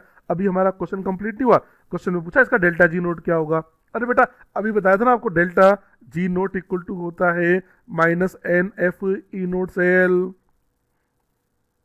डेल्टा जी नोट लाना है, एन नंबर ऑफ इलेक्ट्रॉन, आप देख सकते हो 2 इलेक्ट्रॉन का ट्रांसफर हुआ, एफ होता है फेराडे, इसका वैल्यू होता है 96,500, ई नोट सेल दे रखा है 1.67, आंसर किलो जूल में दे रहे, तो इसलिए इसको 1000 से डिवाइड कर दिया, ये किलो जूल में कन्वर्ट हो जाएगा। आप इसको सोल्व करेंगे तो इसका जो आंसर है ये आ जाता है -322 किलो जूल। सोल्व करके देख लेना, ये आंसर आएगा इसके लिए -322 किलो जूल। समझ में आ गया। तो आपने देखा मैंने क्वेश्चन भी बता दिया, उसके साथ में रस्टिंग ऑफ आयरन भी आपको समझा दिया कि आयरन की रस्टिंग कैसे होती है। ठीक है, और आप ये भी जानते होंगे रस्टिंग ऑफ आयरन के फिनोमिना को प्रिवेंट करने का तरीका क्या है। एक तो होता है ना इस पर मोर रिएक्टिव मेटल की कोटिंग कर दें, जैसे जिंक की कोटिंग करते हैं उसको बोल दिया जाता है गैल्वेनाइजेशन। एक क्या करते हैं, इसको अल्कलाइन सॉल्यूशन के अंदर डिप करके रख दिया जाता है। अल्कलाइन सॉल्यूशन क्या करेंगे, क्योंकि रस्टिंग होती है एसिडिक मीडियम में, हाँ अल्कलाइन सॉल्यूशन क्या करेंगे, जो H+ आयन है उसको ही न्यूट्रलाइज कर देंगे। तो अगर H+ आयन ही न्यूट्रलाइज हो जाएगा तो कैथोड ही नहीं बनेगा, तो फिर रस्टिंग भी नहीं होगी। और एक और भी तो होता है ना, उस पर ग्रीस या पेंट की कोटिंग कर दी जाती है। तो ये सब उसको प्रिवेंट करने के तरीके होते हैं। एक वो भी होता है इलेक्ट्रिकल प्रोटेक्शन, उससे भी हम आयरन की आयरन की जो रस्टिंग है इससे उसको रोका जा सकता है। ये सब इसके मेथड्स होते हैं। ठीक है जी, अगले क्वेश्चन पे बढ़ते हैं। जो नेक्स्ट क्वेश्चन है ये बेसिकली मैंने इलेक्ट्रोकेमिकल सीरीज की एप्लीकेशन का क्वेश्चन है। ये क्वेश्चन मेरे को बहुत अच्छा लगता है और बच्चे जनरली इसमें गलती कर देते हैं, इसलिए इस टाइप का एक क्वेश्चन बता देता हूँ ताकि आप लोगों को ध्यान रहे क्वेश्चन को कैसे बनाते हैं। देखो पहले तो जो केमिकल सीरीज है इसके बारे में थोड़ा सा बता देता हूँ। इलेक्ट्रोकेमिकल सीरीज में बच्चों क्या होता है, ECS में इलेक्ट्रोकेमिकल सीरीज में आपको पता है ना, हम ऊपर से नीचे चलते हैं, ये ECS की बात कर रहे हैं। ECS के अंदर क्या होता है, हम लिथियम से कहाँ जा रहे हैं, आपको याद होगा टॉपर एलिमेंट लिथियम होता है और बॉटम पे एलिमेंट होता है फ्लोरीन। टॉप टू बॉटम का मतलब लिथियम से फ्लोरीन की ओर जाना। ऐसा करने पर होता क्या है, SRP बढ़ता है, SOP कम होता है। SRP का वैल्यू बढ़ता है, SOP का वैल्यू क्या होगा, कम होगा। एक तो ये होता है, दूसरा ये भी होता है। अब मेटल की रिएक्टिविटी आपको पता है, आप ऐसे याद कर लो, सबसे ऊपर कौन है, लिथियम है, सबसे नीचे कौन है, फ्लोरीन है। लिथियम बोलता है मैं हाईली रिएक्टिव मेटल हूँ, फ्लोरीन क्या बोलता है, मैं हाईली रिएक्टिव नॉन मेटल हूँ। इसका मतलब ये हुआ आप अगर ऊपर से नीचे जा रहे हो तो मेटल की रिएक्टिविटी डिक्रीज हो रही है और नॉन मेटल की रिएक्टिविटी इंक्रीज हो रही है। इसका मतलब जो नॉन मेटल ECS में जितना ज्यादा नीचे होगा उसकी रिएक्टिविटी उतनी ही ज्यादा होगी। हाँ, ये बात हम मेटल के लिए क्या बोलेंगे कि मेटल में क्या बोलते हैं, जो मेटल ईसीएस में जितना ऊपर होगा ना उसकी रिएक्टिविटी उतनी ही ज्यादा होगी। तो सीधा सीधा फंडा है कि लिथियम से जब फ्लोरीन की ओर चलेंगे तो मेटल की रिएक्टिविटी तो बेटा डिक्रीज होती है और नॉन मेटल की रिएक्टिविटी इंक्रीज होती है। ये फंडा लगाना है। चलिए जी क्वेश्चन देखें। The following facts are available, कुछ फैक्ट आपको दे रखे हैं, ये अवेलेबल है। पहला फैक्ट क्या दे रखा है, फर्स्ट दे रखा है 2a माइनस प्लस b2, इससे हमने बना दिया 2b माइनस प्लस a2। तो ये हमसे कहना चाह रहा है कि a का सोल्यूशन है जिसके ऊपर चार्ज होता है ना, इसका मतलब उसका सोल्ट बना रखा है, उसका तो सोल्यूशन है, इसके अंदर हमने b2 को डाल दिया है। तो क्या देख रहे हैं, क्या ये इसको डिस्प्लेस कर रहा है, इसका मतलब b2 जो है ना वो a को डिस्प्लेस कर रहा है, इसका मतलब b2 की रिएक्टिविटी ऐसे ज्यादा होती है और जो जितना ज्यादा रिएक्टिव वो ईसीएस में उतना ही नीचे। तो मैं सबसे पहले क्या कर रहा हूं, सबसे पहले मैं ईसीएस बना रहा हूं। ईसीएस बनाने का मतलब बताओ A2 और B2 में से किसकी रिएक्टिविटी ज्यादा है, तो ऑब्वियस सी बात है B2 की रिएक्टिविटी ज्यादा है। इसका मतलब A को ऊपर रखे और B को नीचे रखे, तो पूरा इलेक्ट्रोड लिख देता हूं। तो इलेक्ट्रोड क्या लिखूंगा मैं, ये लिख दो B2 ऑब्लिक B माइनस और ये लिख दिया A2 ऑब्लिक A माइनस, ये एक तो ये हो गया। चलो जी सेकंड क्या दे रखा है 2c माइनस प्लस b2, इसका मतलब b को रख रहे हैं जिसके ऊपर चार्ज होता है, मतलब उसका सोल्यूशन है, तो सोल्यूशन तो c का है, उसमें रखा हमने b को। तो क्या b c को हटा पा रहा है कि नहीं, इसका मतलब ये हुआ b की रिएक्टिविटी कम है, मतलब c की रिएक्टिविटी ज्यादा है, मतलब c की रिएक्टिविटी b से भी ज्यादा है, तो c और नीचे आएगा। तो ये लीजिए c ज्यादा रिएक्टिव है ना, ये c आ गया, c आ जाएगा। लास्ट वाला देखो 2d माइनस प्लस a2 से हमने क्या बना दिया 2a माइनस, सोल्यूशन किसका है d का है, उसमें a को रखा तो a ने d को हटा दिया, इसका मतलब a की रिएक्टिविटी ज्यादा है d की कम है, तो a d के नीचे आएगा, a ये रहा तो d यहाँ पर आएगा ना, ये आ जाएगा, ये d इलेक्ट्रोड हमने ये d बना दिया, ये आ जाएगा d2 ऑब्लिक d माइनस, ये लीजिए यहाँ तक आ गया। ये हमने ईसीएस बना दिए, ये आपको दिखाई नहीं दे रहा होगा, इधर लिख देता हूँ d2 oblique d minus A2 oblique A minus, ठीक है जी, ये लीजिए यहाँ तक आ गया। अब देखो ये हमने ईसीएस, ये हम ईसीएस बना रहे हैं ना, आपको पता है ईसीएस में ऊपर से नीचे चलेंगे तो एसआरपी इंक्रीज होता है, एसओपी डिक्रीज होता है। चले जी अब इसको क्वेश्चन में देखें, इसे बोला करेक्ट स्टेटमेंट, करेक्ट ऑर्डर कौन सा है, तो पहले तो हम ये देखें इसने जो दे रखे ऑर्डर एसआरपी के दे रखे हैं, एसओपी के दे रखे हैं।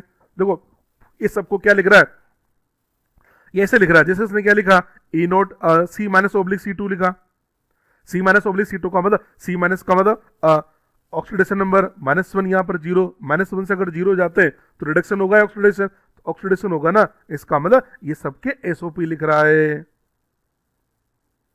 सबके क्या लिख रहा है एसओपी। इसका मतलब आप देख लो इसने सब क्या लिख रखा है C minus oblique C2 B minus oblique B2, इसका मतलब एसआरपी का ऑर्डर नहीं पूछ रहा है, एसओपी का ऑर्डर पूछ रहा है। तो एसओपी तो किसका ज्यादा है, तो यार ईसीएस में ऊपर से नीचे जाओगे, ईसीएस में ऊपर से नीचे जाओगे, एसआरपी बढ़ता है, एसओपी कम होगा। इन चारों को देखा जाए तो एसओपी मैक्सिमम किसका होगा, मैक्सिमम एसओपी होगा D2 minus D2 oblique D minus के लिए। अब आप देखिए डी का एसओपी सबसे ज्यादा है, ये लीजिए आप बी ऑप्शन को चेक करें, डी का एसओपी सबसे ज्यादा है, इससे कम आ गया ए, फिर आएगा बी और फिर आ जाएगा सी। आंसर देंगे, ये बी आंसर दिया जाएगा, ये लीजिए आंसर देंगे, बी आंसर देंगे।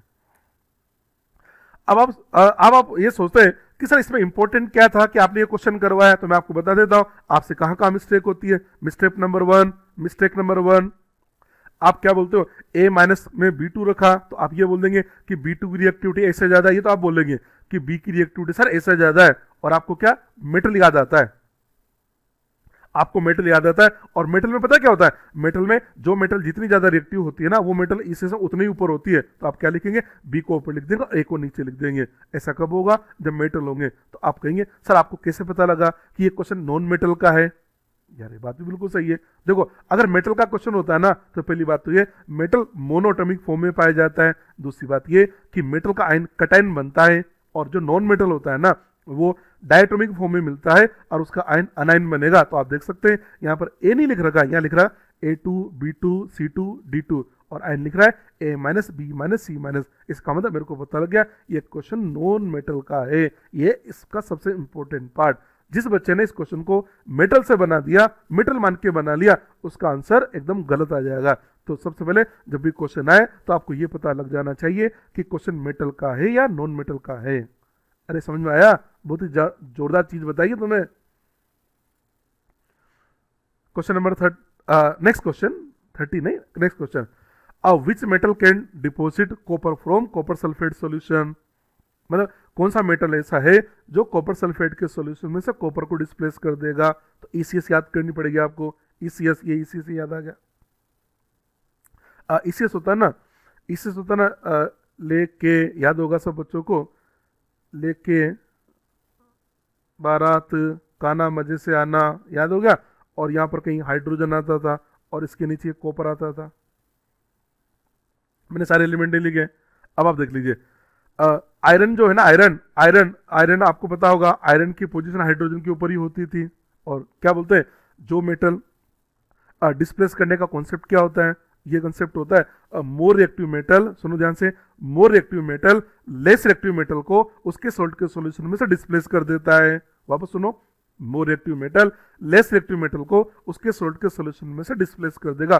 तो कॉपर सल्फेट के सॉल्यूशन में से कॉपर को वही डिस्प्लेस करेगा जिस मेटल की रिएक्टिविटी कॉपर से ज्यादा होगी, या से बोल दो जो इसमें कॉपर के ऊपर पाया जाएगा। अब आप देख सकते हैं मरकरी कॉपर के नीचे आता है, गोल्ड भी नीचे आता है, प्लेटिनम भी नीचे आता है, आयरन इसके ऊपर आता है। आंसर दे देंगे, ये बी आंसर दे देंगे। कॉन्सेप्ट क्या लगाना है, कॉन्सेप्ट ये लगता है more reactive metal less reactive metal को उसके सॉल्ट के सॉल्यूशन में से डिस्प्लेस कर देता है।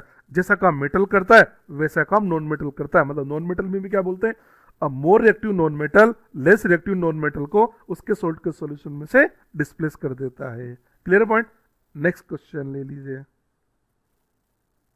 Next, which of the following, ये वाला क्वेश्चन भी बड़ा इंपॉर्टेंट है, which of the following aqueous solution remain neutral after electrolysis, आपसे पूछा जा रहा है। इनमें से क्वेश्चन ऐसा कौन सा केस है जो इलेक्ट्रोलाइसिस के बाद भी न्यूट्रल ही रहेगा। देखते हैं जी, एक को चेक करें। एक क्या लिया हमने, K2SO4 लिया। ये वैसे ये इलेक्ट्रोलाइसिस का क्वेश्चन है, इसको मैं समझा देता हूँ।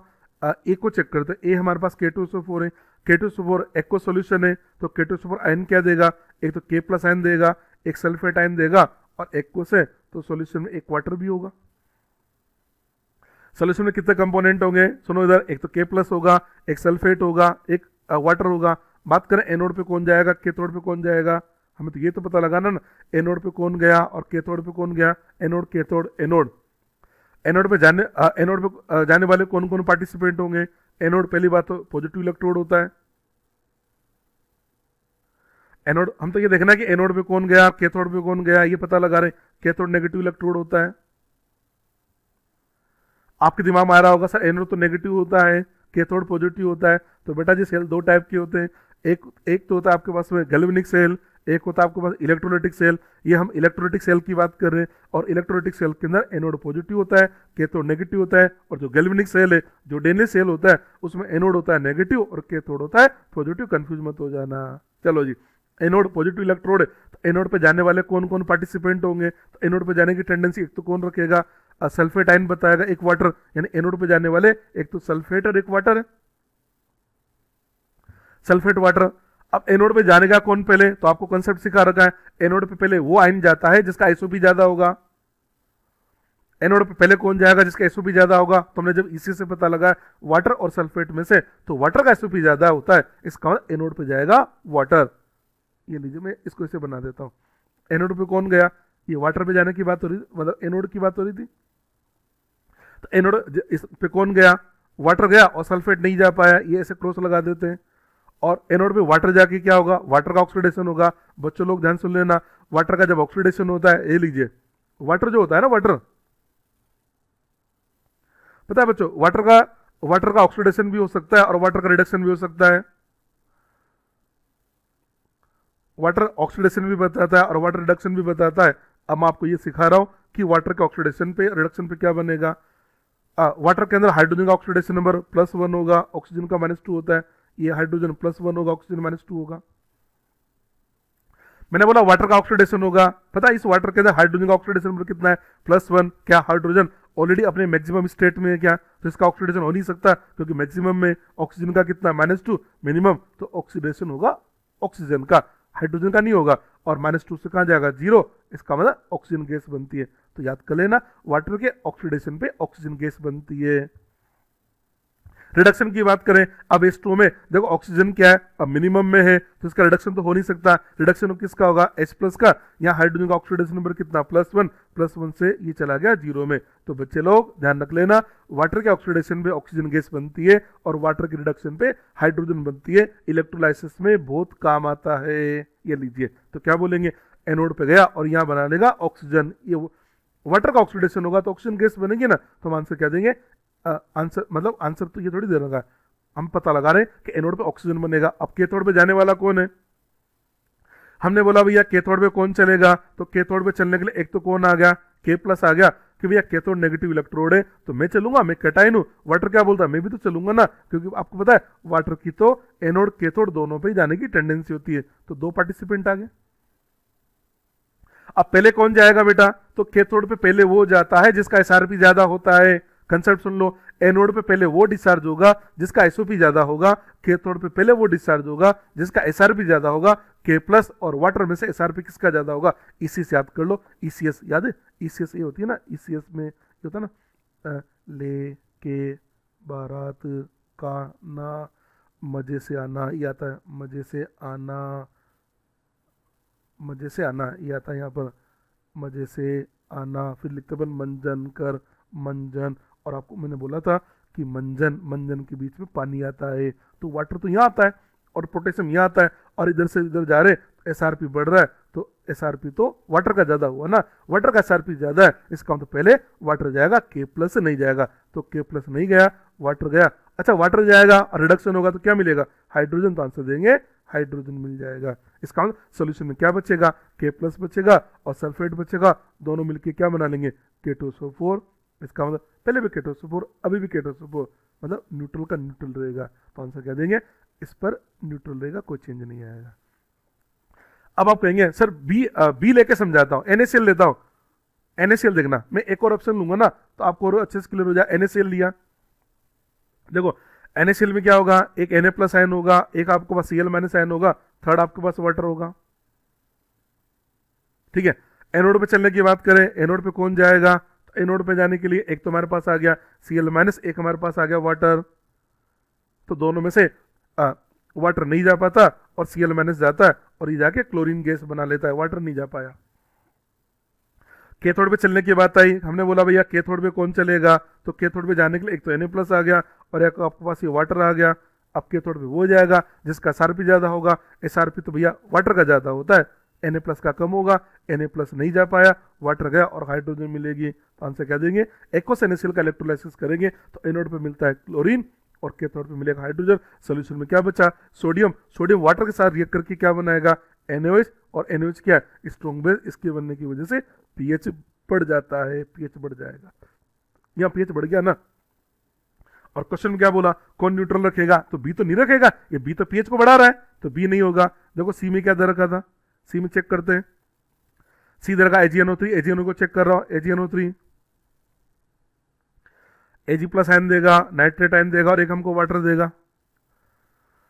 चलो जी, एनोड पे जाने की टेंडेंसी किसकी होगी, तो एनोड पे कौन जाएगा बताना भैया, पॉजिटिव, मतलब पॉजिटिव इलेक्ट्रोड है, एक तो नाइट्रेट हो गया और एक वाटर हो गया। नाइट्रेट वाटर में से वाटर जाएगा, इसका SOP ज्यादा होता है, ये लीजिए। इसका मतलब ये गया एनोड पे, ये गया, तो नाइट्रेट आयन नहीं जा पाया। कैथोड की बात करें, ये कैथोड हमने ले लिया, तो कैथोड पे जाने वाला एक पार्टिसिपेंट तो वाटर है और दूसरा पार्टिसिपेंट कौन आ गया, Ag+। आपको पता है Ag+ तो हाइड्रोजन के नीचे आता है, तो Ag+ का SRP ज्यादा, तो Ag+ जाएगा, वाटर नहीं जा पाएगा, वाटर नहीं जा पाएगा। तो सॉल्यूशन में क्या होगा, नाइट्रेट और वाटर मिलके क्या बना लेगा, HNO3। HNO3 स्ट्रॉन्ग एसिड, इसकी वजह से pH डिक्रीज हो जाएगा, ये pH डिक्रीज हो जाएगा। डी वाला देखो, डी क्या दर का है, कॉपर सल्फेट। कॉपर सल्फेट का मतलब एक तो कॉपर आयन होगा, एक हमारे पास सल्फेट आयन होगा और थर्ड होगा हमारे पास वाटर।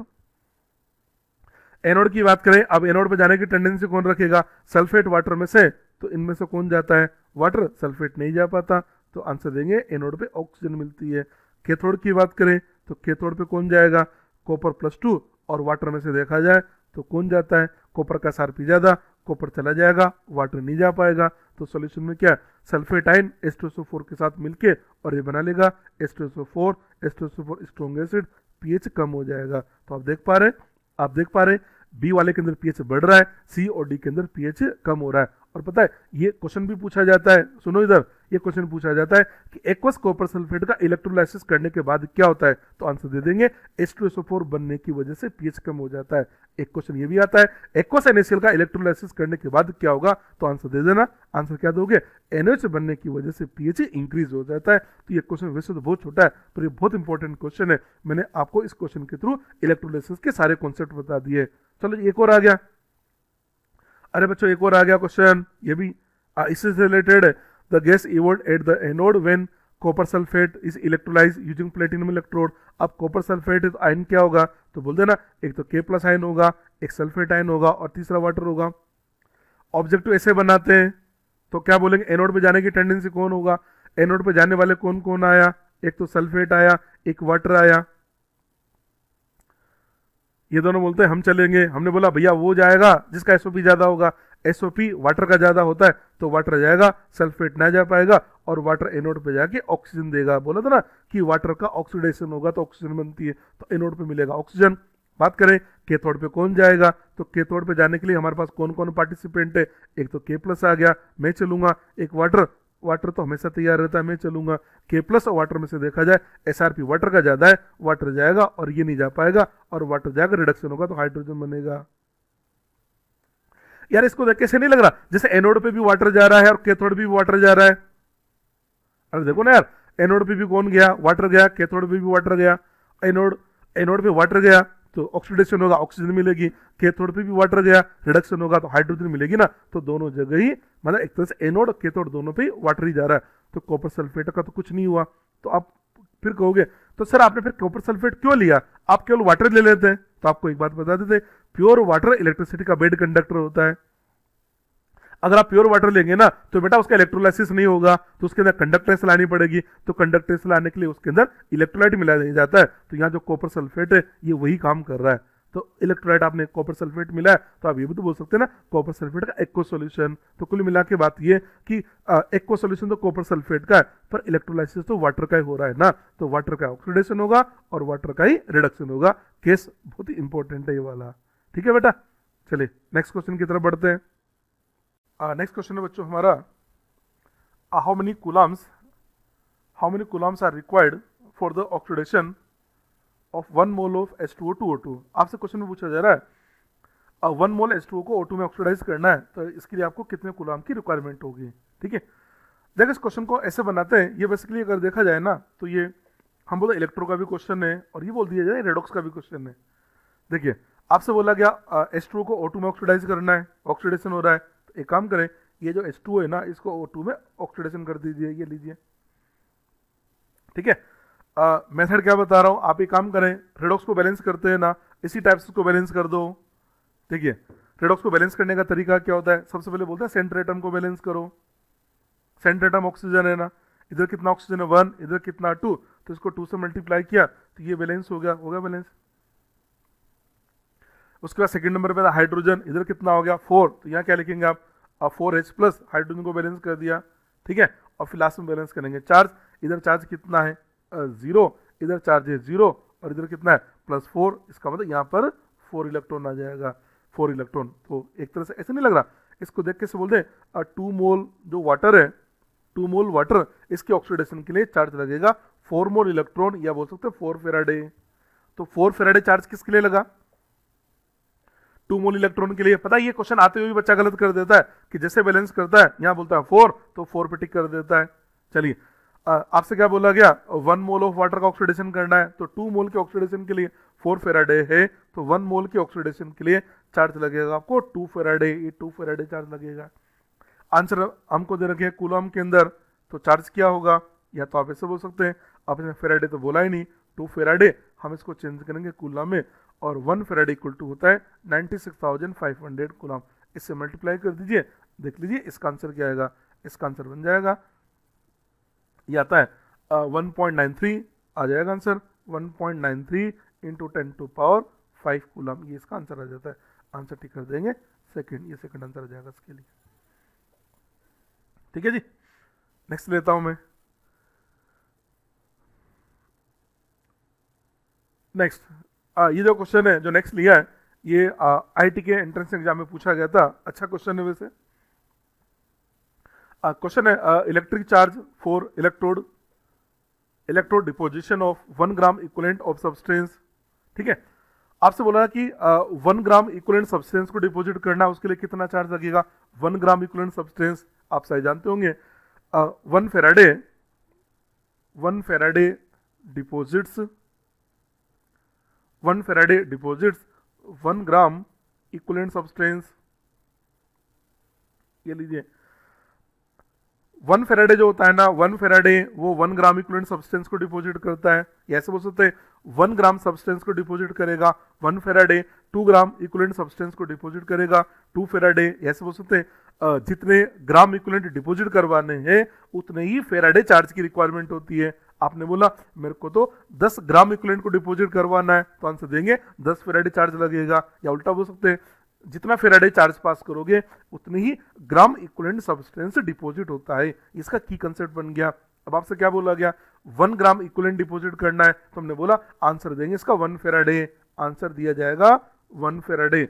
1 फेराडे, अच्छा 1 फेराडे को बोल दें क्या, 1 फेराडे को ये भी बोला जा सकता है, 1 फेराडे को या ये भी बोल सकते हैं ना, charge on 1 mole electron. 1 mole electron को जो चार्ज होता है उसी को 1 फेराडे बोलते हैं, और 1 मोल इलेक्ट्रॉन का चार्ज आता है 96,500 कूलम। तो या तो आप ऐसे बोल सकते हैं आंसर 1 फेराडे आएगा, या आप आंसर ये भी दे सकते हैं चार्ज ऑन 1 मोल इलेक्ट्रॉन होगा, या आप इसका आंसर ये भी दे सकते हैं 96,500 कूलम होगा। ऑप्शन देखने पड़ेंगे क्या दे रखा है। तो देखो डी ऑप्शन दे रखा है charge on 1 mole of electron, तो डी आंसर आ जाएगा। बाकी की भी देखते हैं। फर्स्ट क्या दे रखा 1 एम्पियर पर सेकेंड, ये तो होगा नहीं। सेकंड क्या है 96,500 कूलम। अब बच्चा क्या करता है, केवल इसको यहीं तक रीड कर लेता है और इसको टिक करके आ जाता है, तो बच्चे का क्वेश्चन गलत हो जाता है, क्योंकि बी टिक करके आता है, जबकि क्वेश्चन क्या दरकार है 96,500 कूलम पर सेकेंड। कूलम तो होगा पर सेकेंड तो नहीं होगा ना, इसलिए बी आंसर नहीं होगा। तो ये क्वेश्चन इसलिए इंपॉर्टेंट है क्योंकि इसके अंदर बच्चा बी आंसर टिक कर देता है, तो बी नहीं होगा। और सी दरकार 1 एम्पियर फॉर 1 आवर, ये भी नहीं आएगा। आंसर देंगे charge on 1 mole of electron. 1 mole electron का चार्ज होता है 1 फेराडे, 1 मोल इलेक्ट्रॉन का चार्ज होता है 96,500 coulomb. Clear point. Next question,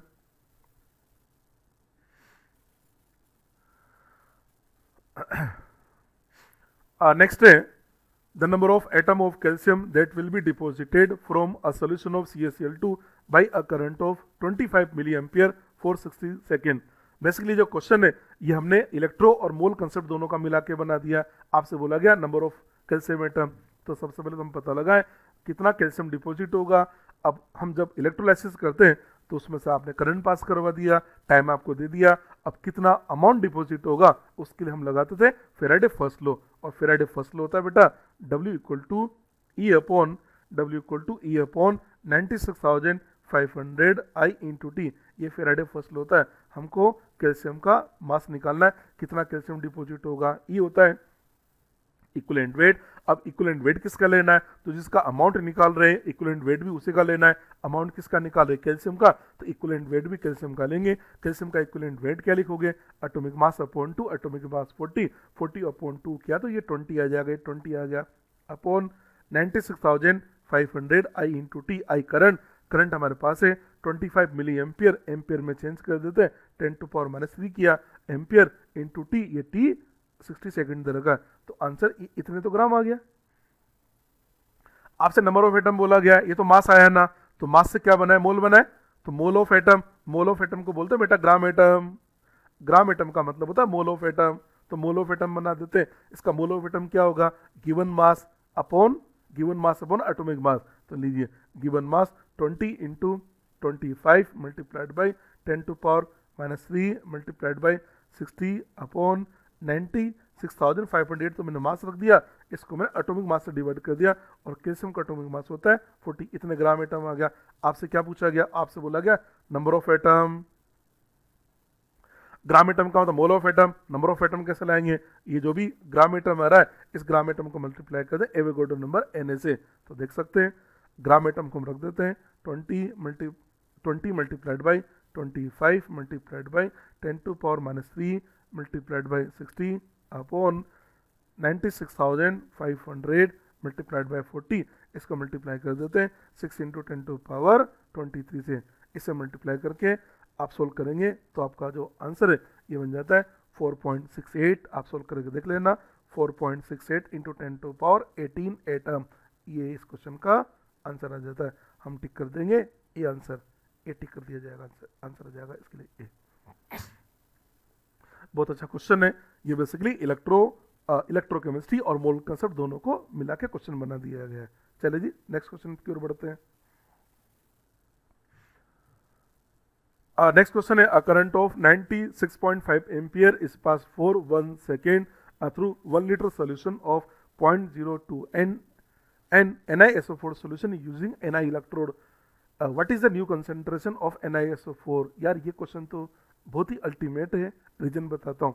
हम जो इलेक्ट्रोलाइसिस की अभी तक जो बात कर रहे थे ना, उसमें हमसे इलेक्ट्रोड के बारे में कुछ नहीं बोला जाता है, तो हम प्लेटिनम का इलेक्ट्रोड, प्लेटिनम इनर्ट होता है तो प्लेटिनम का इलेक्ट्रोड मान के करते हैं। ये जो क्वेश्चन है इसमें सबसे बड़ी मजेदार बात ये, यूजिंग निकल इलेक्ट्रोड, हमने निकल इलेक्ट्रोड काम में ले लिया और ये होते हैं रिएक्टिव इलेक्ट्रोड। तो होगा क्या, जब हम NiSO4 का सोल्यूशन का इलेक्ट्रोलाइसिस करेंगे ना, देख लीजिए इधर, ये NiSO4 का इलेक्ट्रोलाइसिस करेंगे तो इसके अंदर क्या है कि इलेक्ट्रोड Ni का मतलब आपका कैथोड भी Ni का बना हुआ है, एनोड भी Ni का बना हुआ है और सोल्यूशन भी Ni सल्फेट का आपने ले रखा है। तो इस टाइप के जब केस बनते हैं ना, तो एनोड पे क्या होगा, एनोड पे ऑक्सीडेशन होगा। अब ऑक्सीडेशन किसका होगा, तो एनोड जो इलेक्ट्रोड वो निकल का बना हुआ है और निकल का इलेक्ट्रोड बना हुआ है, तो ये तो रिएक्टिव मेटल है ना, तो जो एनोड है इसका खुद का ऑक्सीडेशन होगा और Ni का ऑक्सीडेशन होके और ये Ni+2 एक्वस +2 इलेक्ट्रॉन बना लेता है। इसका एनोड पे निकल का ऑक्सीडेशन होगा। अब कैथोड की बात करें तो कैथोड पे क्या होगा, निकल का रिडक्शन, तो ये Ni+2 एक्वस +2 इलेक्ट्रॉन, इससे हमने ये निकल बन जाता है। तो कुल मिला के हो क्या रहा है, इस पूरे फिनोमिना में क्या हुआ, सुनो इधर, इस पूरे फिनोमिना में क्या हुआ कि जो एनोड है, एनोड से मेटल रिलीज हुआ और वो जो मेटल रिलीज हुआ वही कैथोड पे जाकर डिपोजिट हो गया है। तो एक तरह से देखा जाए तो जो सॉल्यूशन है उसका तो निकल में कोई चेंज ही नहीं आया है। इसलिए बोल देते हैं जब इस टाइप के केस बनते हैं ना कि जिस मेटल के इलेक्ट्रोड लिए और उसी का आपने सॉल्यूशन ले रखा है तो कंसेंट्रेशन में कोई चेंज नहीं आता है। एक ऐसा केस और बना सकते हैं, AgNO3 का इलेक्ट्रोलाइसिस कर दो और इलेक्ट्रोड सिल्वर के ले लो, तो भी क्या होगा, इलेक्ट्रोलाइसिस करने के बाद कंसेंट्रेशन में कोई चेंज नहीं होगा। तो ये सेम वही क्वेश्चन है, हमने इलेक्ट्रोड किसके काम में ले रखे, निकल के, तो अब बोल देना कि पहले कंसेंट्रेशन कितना था बेटा जी 0.02 N, इलेक्ट्रोलाइसिस होने के बाद में भी वो 0.02 N ही रहेगा। ये लीजिए, बहुत ही शानदार क्वेश्चन है, कुछ भी नहीं करना है। हाँ, अगर इस निकल की जगह प्लेटिनम लिख देता ना तो फिर इसमें कैलकुलेशन करनी पड़ती, तो 0.02 तो आंसर टिक कर देंगे 0.02। आप लोग क्या करते हो, डी पे टिक करके आ जाते हो, जबकि 0.02 N है, N और डी क्या दर का है 0.02 M, N और N का चक्कर कर दिया। तो ये बेसिकली इसको M में चेंज करना चाह रहा है। आपको पता है जो मोलरिटी होता है वो होता है नॉर्मेलिटी अपॉन वैलेंसी फैक्टर, इसका नॉर्मेलिटी 0.02 NiSO4 का वैलेंसी फैक्टर 2, तो ये बन जाएगा 0.011 M। ये लीजिए, तो इसका आंसर दिया जाएगा, आंसर देंगे सेकंड आंसर दे दिया जाता है। ऐसी मिस्टेक हम करते हैं, हम बोलते हैं वही रहेगा, तो 0.02 ऊपर देगा, नीचे भी 0.02 देगा, टिक करके आगे बढ़ गए, तो ये क्वेश्चन आपका फिर गलत हो जाता है। तो नॉर्मेलिटी और मोलिटी भी चेक कर लिया करो बच्चों, ठीक है। चलिए जी नेक्स्ट क्वेश्चन की ओर बढ़ते हैं। नेक्स्ट क्वेश्चन फ्यूल सेल का है। फ्यूल सेल के बारे में आपको बता देते हैं। फ्यूल सेल ये हमारे अपोलो स्पेस प्रोग्राम में काम आता है। नंबर 1 फ्यूल सेल इंपॉर्टेंट है। नंबर 1 ये अपोलो स्पेस प्रोग्राम में काम आता है। नंबर 2 आपको बता देते हैं ये जो सेल है इसकी एफिशिएंसी बहुत ज़्यादा होती है, अप्रोक्स 70 to 80% इसकी एफिशिएंसी होती है, ठीक है। दूसरी बात, और एक बात ये भी है कि ये जो फ्यूल सेल होता है ये कभी भी डेड नहीं होता है, लाइफ लॉन्ग सेल होता है।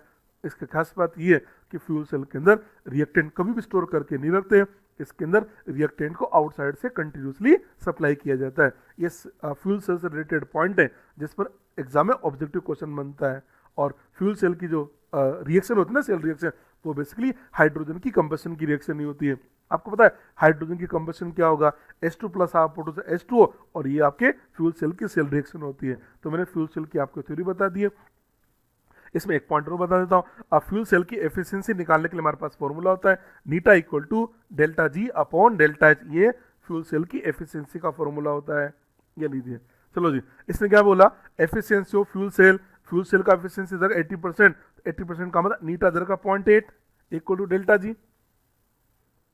आपसे क्या बोला जा रहा है, and the standard heat of reaction, standard heat of reaction कितना दर का है 300 किलो जूल। तो यहाँ से हम क्या करते हैं, यहाँ से हम डेल्टा जी निकालेंगे, मैग्नीट्यूड आ रहा है अपॉन ये लीजिए, ये रख देंगे 300। तो यहाँ से जो डेल्टा जी है ना, डेल्टा जी इक्वल टू होता है बेटा 300 मल्टीप्लाइड बाई 0.80 आ गया।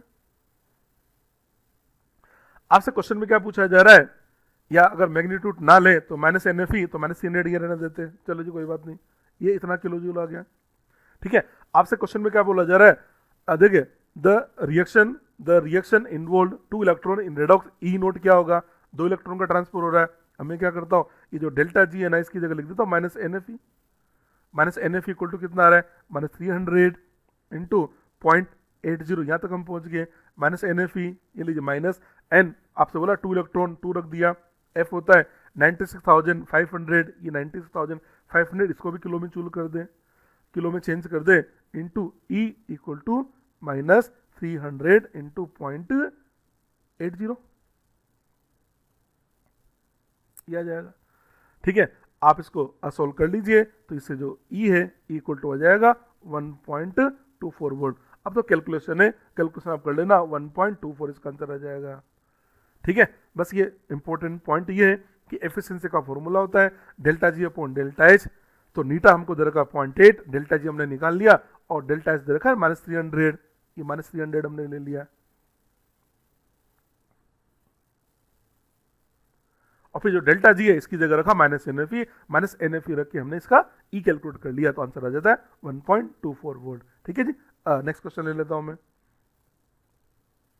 नेक्स्ट क्वेश्चन है, silver is removed electrolytically from 200 millilitre of 0.1 N solution of AgNO3। इसने बेसिकली हमसे क्या बोला, AgNO3 का सोल्यूशन ले रखा है, और ये हमारे पास है 0.1 N AgNO3, 0.1 N AgNO3 है, और इसका वॉल्यूम दे रखा है हमको 200 मिलीलीटर, ये लीजिए, ये ना 200 मिलीलीटर। चलिए जी, by a current of 0.1 ampere, how long will it take to remove half of the silver from the solution. Question ये है, क्वेश्चन समझा देता हूं पहले। तो आपसे बोला गया ये एक AgNO3 का सोल्यूशन है, ये AgNO3 का सोल्यूशन है, और ये कितना 0.1 M AgNO3, इसका 200 मिलीलीटर ये ले लिया। अब इसके अंदर क्या होगा, इसके अंदर सिल्वर होगा, तो पहले ये पता लगाओ इसमें सिल्वर कितना डिजोल्व है। तो मोल ऑफ सिल्वर निकाल ले, मोल ऑफ सिल्वर, सिल्वर का कितना मोल डिजोल्व है, तो सिल्वर का मोल कितना होगा। अच्छा, इसकी नॉर्मलिटी दे रखी है, तो AgNO3 का वैलेंस स्पेक्टर 1 है, तो इसका मोलरिटी भी 0.1 ही होगा, 0.1। आप जानते हैं मोल कैसे निकालते हैं, क्या मोलरिटी को वॉल्यूम से मल्टीप्लाई करें, और वॉल्यूम अगर लीटर में हो तो मोल आ जाते हैं। क्या मोलरिटी कितना है बेटा 0.1, वॉल्यूम कितना दे रखा है 200 मिलीलीटर, 1000 से डिवाइड कर दो तो ये मोल आ गया। इसको सोल्व करें तो ये आपके पास आ जाता है, ये आ गया 0.02 मोल। इसका मतलब सॉल्यूशन के अंदर 0.02 मोल सिल्वर डिजोल्व है। ये तो मोल है ना, अगर मास निकालना हो, मास ऑफ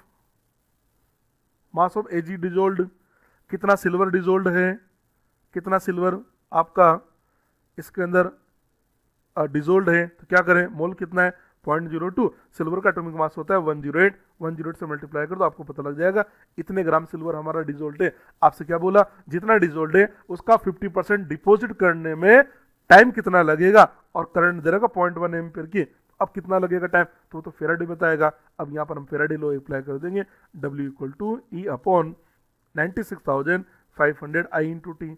कितना सिल्वर डिपॉजिट कर रहा है, तो बोला जितना है उसका आधा है, कितना, तो है हमारे पास 0.08 इंटू 108 है ना, आधे का मतलब इसका बाई 2 करना है।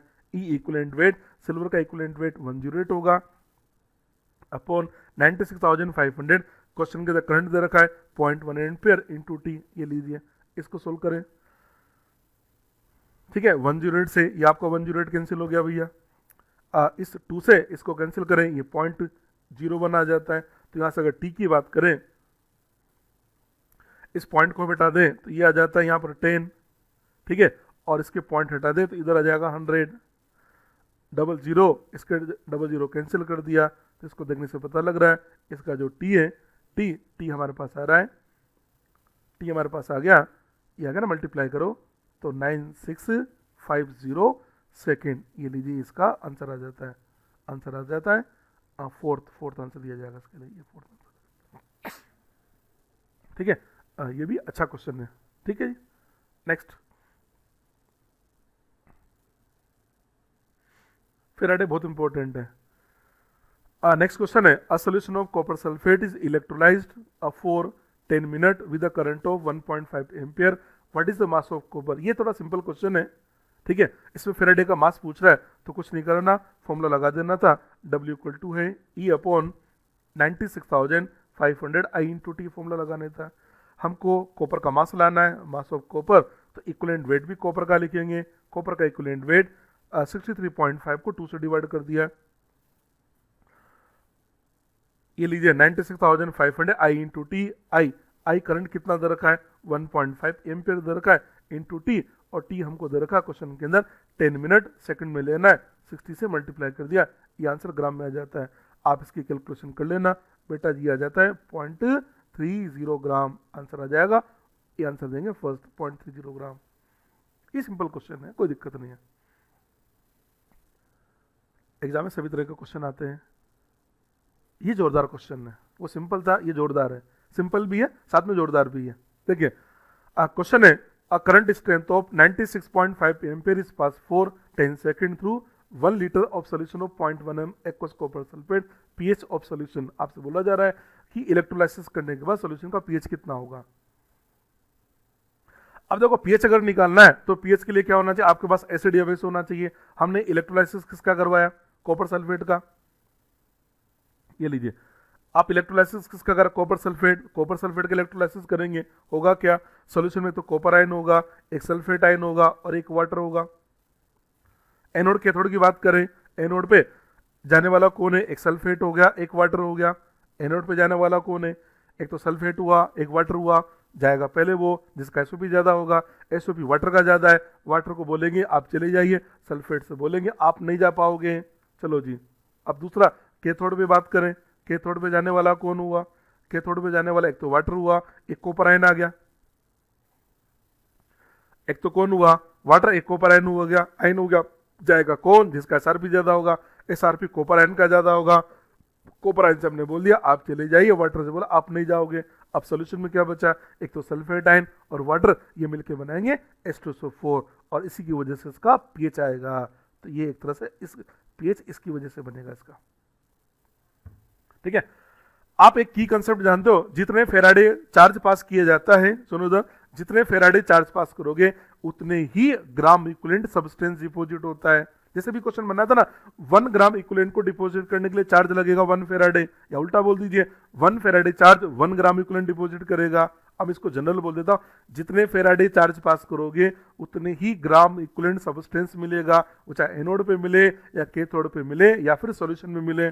जैसे ये कॉपर सल्फेट का क्वेश्चन है ना, अगर मैं बोलता इसमें से 2 फेराडे चार्ज अगर जाएगा, मैं बोल देता हूं इसमें से अगर 2 फेराडे करंट पास करेंगे तो हम क्या बोलेंगे, 2 फेराडे करंट पास करोगे ना। अच्छा, एनोड पे क्या मिला, एनोड पे कौन गया, वाटर, और वाटर जाएगा और आपको क्या जा रहा है, ऑक्सीजन।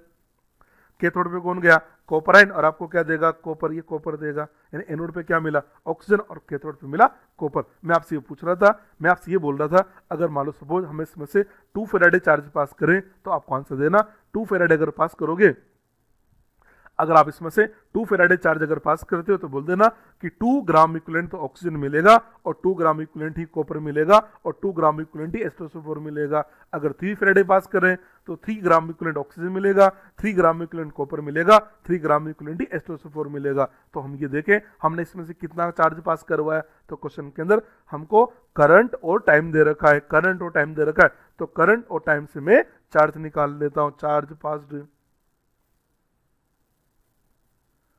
इसमें से कितना चार्ज पास हुआ, करंट कितनी पास करवा रहे बेटा जी, करंट पास हो रही है इसमें से 96.5, ये लीजिए करंट पास हो रही है 96.5 इंटू टाइम 10, इससे मेरे को पता लगा 965, इतने कूलाम हमने चार्ज पास करा दिया। ये तो कूलाम है, मेरे को निकालना फेराडे, नंबर ऑफ फेराडे,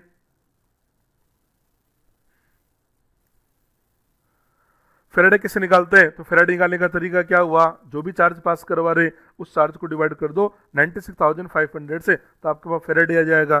तो 965 को डिवाइड कर दिया हमने 96,500 से, तो बेटा जी फेराडे हो गया 0.01 फेराडे, इतने फेराडे चार्ज पास करवाया। अगर इतने फेराडे चार्ज पास होगा तो हम बोल देंगे फिर हमको 0.01 ग्राम इक्वलेंट H2SO4 मिलेगा। ये H2SO4 का पता लगा लिया। हमको नॉर्मलिटी निकालनी है, तो हम निकालने जा रहे हैं नॉर्मलिटी ऑफ H2SO4। नॉर्मलिटी कैसे निकालते हैं? नॉर्मलिटी होता है बेटा जी gram equivalent upon volume, normality होता है ना। ग्राम इक्विवेलेंट कितना आ गया? 0.01 आ गया। वॉल्यूम क्वेश्चन में देखिए, क्वेश्चन में वॉल्यूम कितना दे रखा है? क्वेश्चन देखा 1 लीटर, क्योंकि पता है आप जैसे इलेक्ट्रोलाइसिस कराओगे तो इलेक्ट्रोलाइसिस होने के बाद हम ये मान के चलते हैं सॉल्यूशन के वॉल्यूम के अंदर चेंज नेग्लिजिबल होता है। तो वॉल्यूम पहले भी 1 लीटर था, अभी भी 1 रहेगा। इसका मतलब इसकी नॉर्मलिटी आ गई 10⁻²। तो हम ऐसे बोल सकते हैं कि हमारे पास एक तरह से आ गया 10⁻² NH2SO4, ये आ गया है। तो इसका मतलब हम बोल दें कि H+N का कंसेंट्रेशन कितना हो गया? 10⁻²N हो गया। अगर ये है तो इसका pH लिख देंगे ना, pH = 2, इसका pH 2 आ गया। ये लीजिए pH 2। अरे मैंने आपसे बोला था ना बहुत ही शानदार क्वेश्चन है, तो है ना शानदार क्वेश्चन, आंसर देंगे pH = 2। ठीक है बेटा, तो ये हमने इलेक्ट्रोकेमिस्ट्री का पार्ट 2 भी कंप्लीट कर लिया है। मैंने पूरी कोशिश करी है पार्ट 1 और पार्ट 2 के अंदर कि जितने भी क्वेश्चन आपके एग्जाम में आने लायक बन सकते थे, मैंने उस टाइप के क्वेश्चन को सारे क्वेश्चन मैंने लिए हैं और आपके चैप्टर का अच्छे से रिवीजन करवा दिया है। तो आप उम्मीद करता हूँ कि आपका चैप्टर इस 2 लेक्चर को अटेंड करने के बाद में आपका चैप्टर बहुत अच्छे से हो जाना चाहिए, ताकि नीट के एग्जाम में जो भी क्वेश्चन है आप उसको कर सको। चलिए, okay, thank you very much.